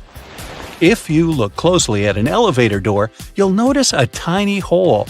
This is actually a keyhole used for emergencies or for routine maintenance checks. If you get stuck in an elevator, The technician will be able to get you out of there by using their master key. Salt isn't just used for cooking. It can get rid of tough smells, like this. Whew! Rubbing salt on your fingertips after chopping garlic should remove the smell. It also works on shoes. Toasters have a secret slide in the bottom that can be removed so you can clean out all those annoying breadcrumbs. Now, take a look at your laptop keyboard. There are bumps on the F and J keys, but nowhere else. When your fingers are in the optimal typing position, your index finger should rest on these two keys. The bumps have been added so that you can correctly position your hands for typing without looking at your keyboard. Washing your clothes on a low heat or even better, a cold wash, will make them last twice as long. Drying them on a line, if possible, will also make the material last longer than if you used a dryer. The less you wash them, the less they'll fade and shrink over time. It'll also save you on your energy bills. Blank pages in the books aren't actually made for the author's signature. It's all about the manufacturing process. Books are printed on large sheets, so one sheet can fit 4 printed pages. If a book has an odd quantity of printed pages, chances are you'll get a blank one for notes. Tree cart loops have more functions than you think. You don't want to put your fancy white jacket in a cart next to carrots and Coke. This little hook-like thingy helps organize all the stuff in your cart better, so you can enjoy your shopping trip. Works for me. A good doorknob is one made of brass, bronze, or some copper alloys. These metals have an anti-germ effect. Bacteria spread way slower on them. They also get rid of germs pretty fast, within a couple of hours. There's only one way you can store your peanut butter right. If you place it the regular way, it may get a bit solid before long. The trick is to store it upside down, so the oils don't stay on the bottom all the time and distribute evenly. My dog loves peanut butter. How about yours? Whatever coffee shop you go to, all the disposable cups look exactly the same, only the logo changes. The secret here is the special shape that lets you enjoy your drink easily. The top is always wider, which allows it to accommodate your nose while you're drinking, and the bottom is always narrower, so that anyone can hold it easier, even if the hand is quite small. This width difference also allows the cups to stack. Spoiled milk emits gases, like most foods when they go bad, or me. A classic plastic milk jug has a concave shape on one side, so when the gases expand inside the jug, it expands too, and the concave shape curves out. Also, if you want to save some milk for later and freeze it, the jug will expand when the milk gets solid as well, occupying more space in a jug. Almost all measuring tapes have a metal tip with a small slot on the end. You can use this slot to hang the tape on a nail or a screw to make measurements without anyone's help. Sometimes this tip has a row of sharp points along the edge on one side. It comes in handy when you want to leave a mark without using a pencil. If you've ever tried a Nintendo cartridge to taste, you'll confirm that they taste revolting, leaving a sour, bitterish aftertaste in your mouth. Well, we tried to tell you. They're covered with denatonium benzoate, one of the most disgusting flavors known. Not normally seen in ice cream stores either. Actually, this taste has a righteous function. It prevents people from swallowing those cartridges. Rough edges on the dimes aren't just about design. The coins used to be made of precious metals to show their real value. People would shave off the edges, spending the shaven coins with the same value and melt the edges to new coins. To avoid it, minters added that pattern so people could tell if someone cut that coin before. A triple handle on a jerry can is there to make it easier for two people to carry it and distribute the fuel evenly. Lemons get juicier if you warm them up a little bit in the microwave. The heat softens the frozen membranes, so the juice can flow out freely. The result? More lemonade for you. The expiration date on mineral water isn't about water going bad. Actually, no water can spoil, but the bottle can. Over time, it starts leaking some chemicals that aren't quite safe. Okay, here's a science project to try. Tonic water can be fluorescent in UV black light. It contains quinine, which makes it both bitter and glowing. The color of plates and cups can affect your food perception. A group of 57 volunteers drank hot chocolate out of different cups, but most people claim the orange cup hot chocolate was the best. Red color plates are cool for those on a diet. It looks alarming, so you end up eating less. Okay, I'm gonna go do the tonic water black light thing. Bye! 3, 2, 1. Bam! Now instead of enjoying the new movie, you will enjoy cleaning your microwave after the popcorn apocalypse. And all this because you trusted the popcorn button too much. It turns out many of those buttons are just timers and not professional chefs hidden in the microwave. Different types of popcorn, and maybe even different batches of your favorite one, have different popping times. It depends on the weight and humidity of the corn, and there's no magical cooking regime that would work for them all. If you don't give your popcorn enough time to pop because you rely on the button, it will be undercooked and full of kernels. If you let it pop for too long, it'll burn, and the smell will be with you for longer than you'd want it to. Some newer, fancy microwave models come with humidity sensors that take all the factors into account and can actually figure out how to cook your popcorn. All you have to do is touch a special pad. Check your microwave manual to see if it can do the trick. If that's not your case, you need to follow the instructions on the popcorn bag. Most of them say, do not use the popcorn button. A microwave that works on 700 watts is slower than that with 1,000 watts of power. And even when you did the math or followed the manual to a T, don't leave your popcorn unattended. Give it those several minutes of your life and stay nearby to make sure all is going well. Listen to the popping symphony.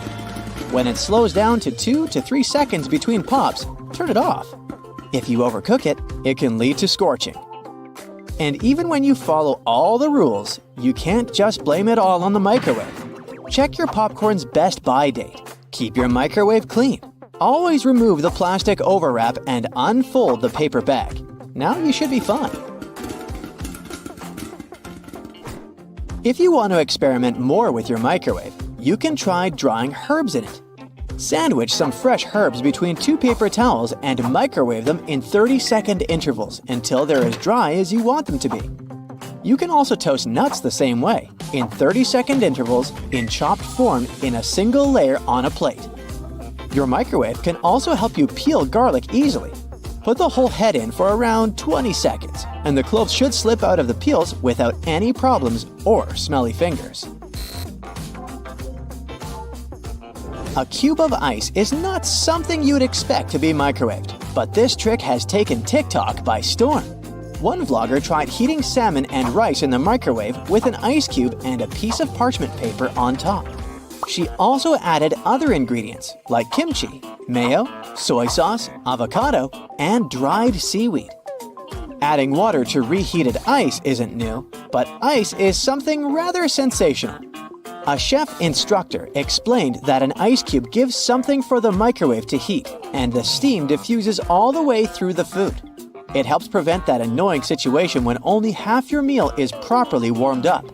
The parchment paper lid also helps to keep the heat in. The steam moves up, hits the paper, and the hot liquid goes down to reheat the food. It takes a while for an ice cube to fully melt in the microwave. The water molecules in it are locked and held together by strong hydrogen bonds. So, it takes a lot of energy to break those bonds. Did you know that microwaving your tea is the best and healthiest way to brew it? Australian scientists proved that this way you can squeeze out all the good stuff in your cuppa. So all you need to do is drop a tea bag in a cup of freshly boiled water for half a minute. Then, you need to place it in the microwave with the leaf bag still inside and keep it brewing for 1 minute at 500 watts. Finally, you need to fish out the tea bag and enjoy your drink.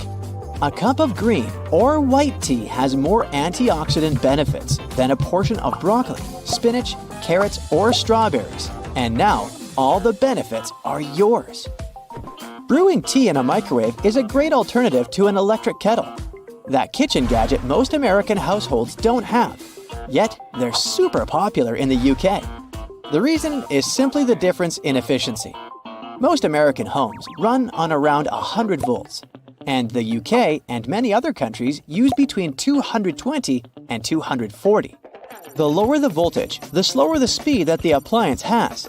So, if we do some simple math, it will show that it would take the same kettle around a minute and a half longer to get to boiling temperature in the US than in the UK.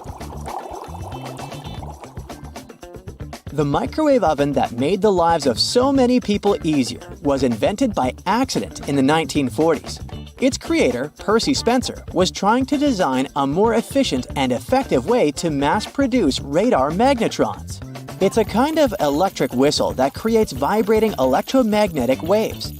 Spencer was testing one of his magnetrons when he put his hand in his pocket to have a snack. The peanut cluster bar he had inside had melted and turned into a gooey mess. So he couldn't enjoy his snack, but he realized that something unusual had just happened.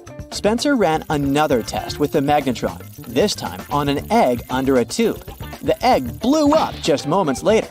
The following day, he popped corn kernels with the new invention. And that's how the first prototype of the microwave was born.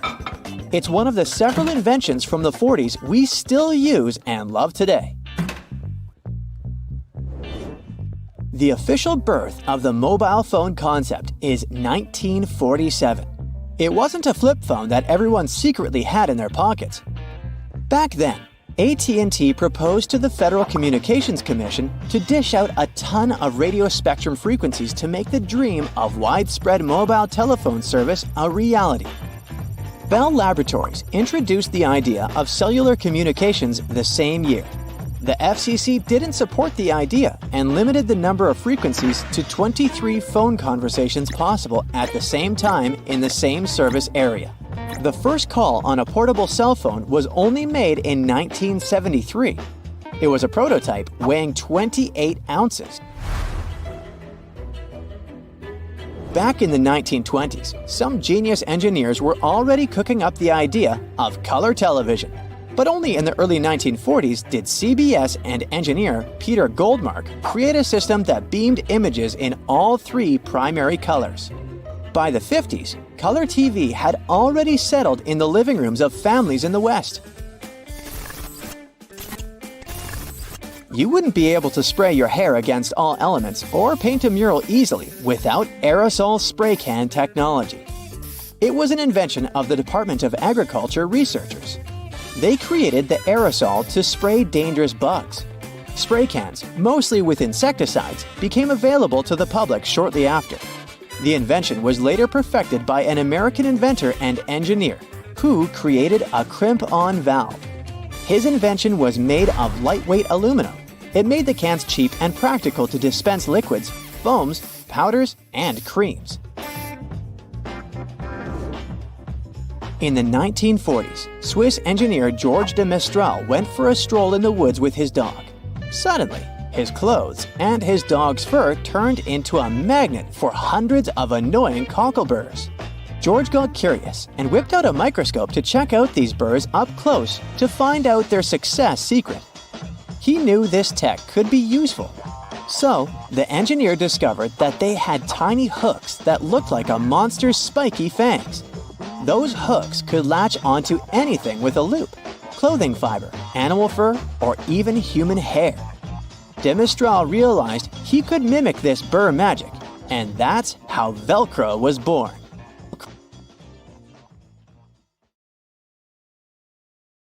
So, grocery carts have loops for a reason. You don't want to put your jacket in your cart next to a bunch of potatoes and onions, do you? Hang it on the loop instead. It's there to help you organize your cart better. Carts also have a cool section at the bottom. Whenever your cart's full, just lift it up and attach a shopping basket for extra purchases. Lift up the whole metal thing, sit your basket on the horizontal bar above the wheels, and secure it with those handy hooks. If you've got some pesky parsley stuck in your teeth, try this tip. It can be hard to get it all out with loose floss. You need more tension. Just tie it in a knot. Toothpaste stripes may seem a bit weird. It's just a marketing trick. Back in the 70s, a leading toothpaste brand added a blue stripe to show that their toothpaste had double action. Solid white toothpaste worked just as well, But those blue bristles on your toothbrush actually make sense. They gradually lose their color over time. When the blue's faded, it's time to change your toothbrush. Ever notice that tiny hole on the bottom of a padlock? Its hidden purpose is to drain water out to keep it from rusting. It's also the place to lubricate a padlock. A drop of oil in there will make it open and close way easier. Those ridges on the edge of dimes aren't just for show. People used to shave off the edges, then melt the edges down into new coins. But thanks to the new design, it's easy to tell if someone's been shaving the edges off. If you still struggle with peeling an orange, here's another way of opening it. First, cut off the top and bottom. Make a slit on the side and pull it open. That knobbly bit sticking out of the cap of your favorite cream is there for a reason. These tubes are usually sealed with foil, so unless you love breaking your nails trying to open them, just flip the cap over and push. The tiny rubber disc under every bottle cap isn't just for seeing if you want a lifetime supply of soda. It's what keeps your drink all nice and bubbly. The lid keeps the liquid inside. The rubber disc keeps the gas inside. Until you drink it.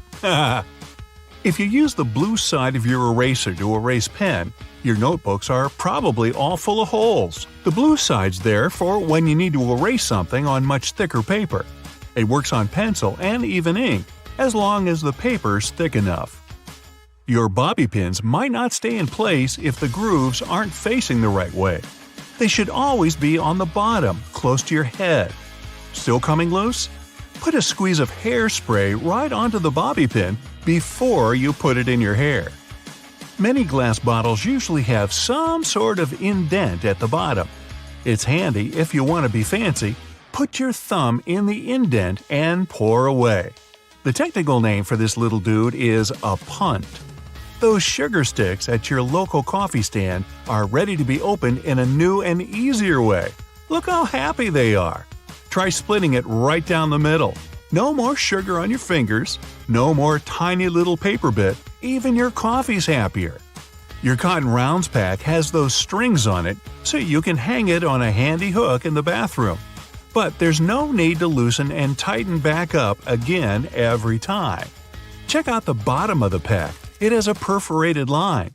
Tear it open carefully and you're good to go. Doorknobs are usually made of brass, bronze, or some other copper alloy. Why? They're antibacterial, so they stop microbes from spreading. Just a couple of hours and the pesky microbes are gone. But don't forget to wash your hands anyway.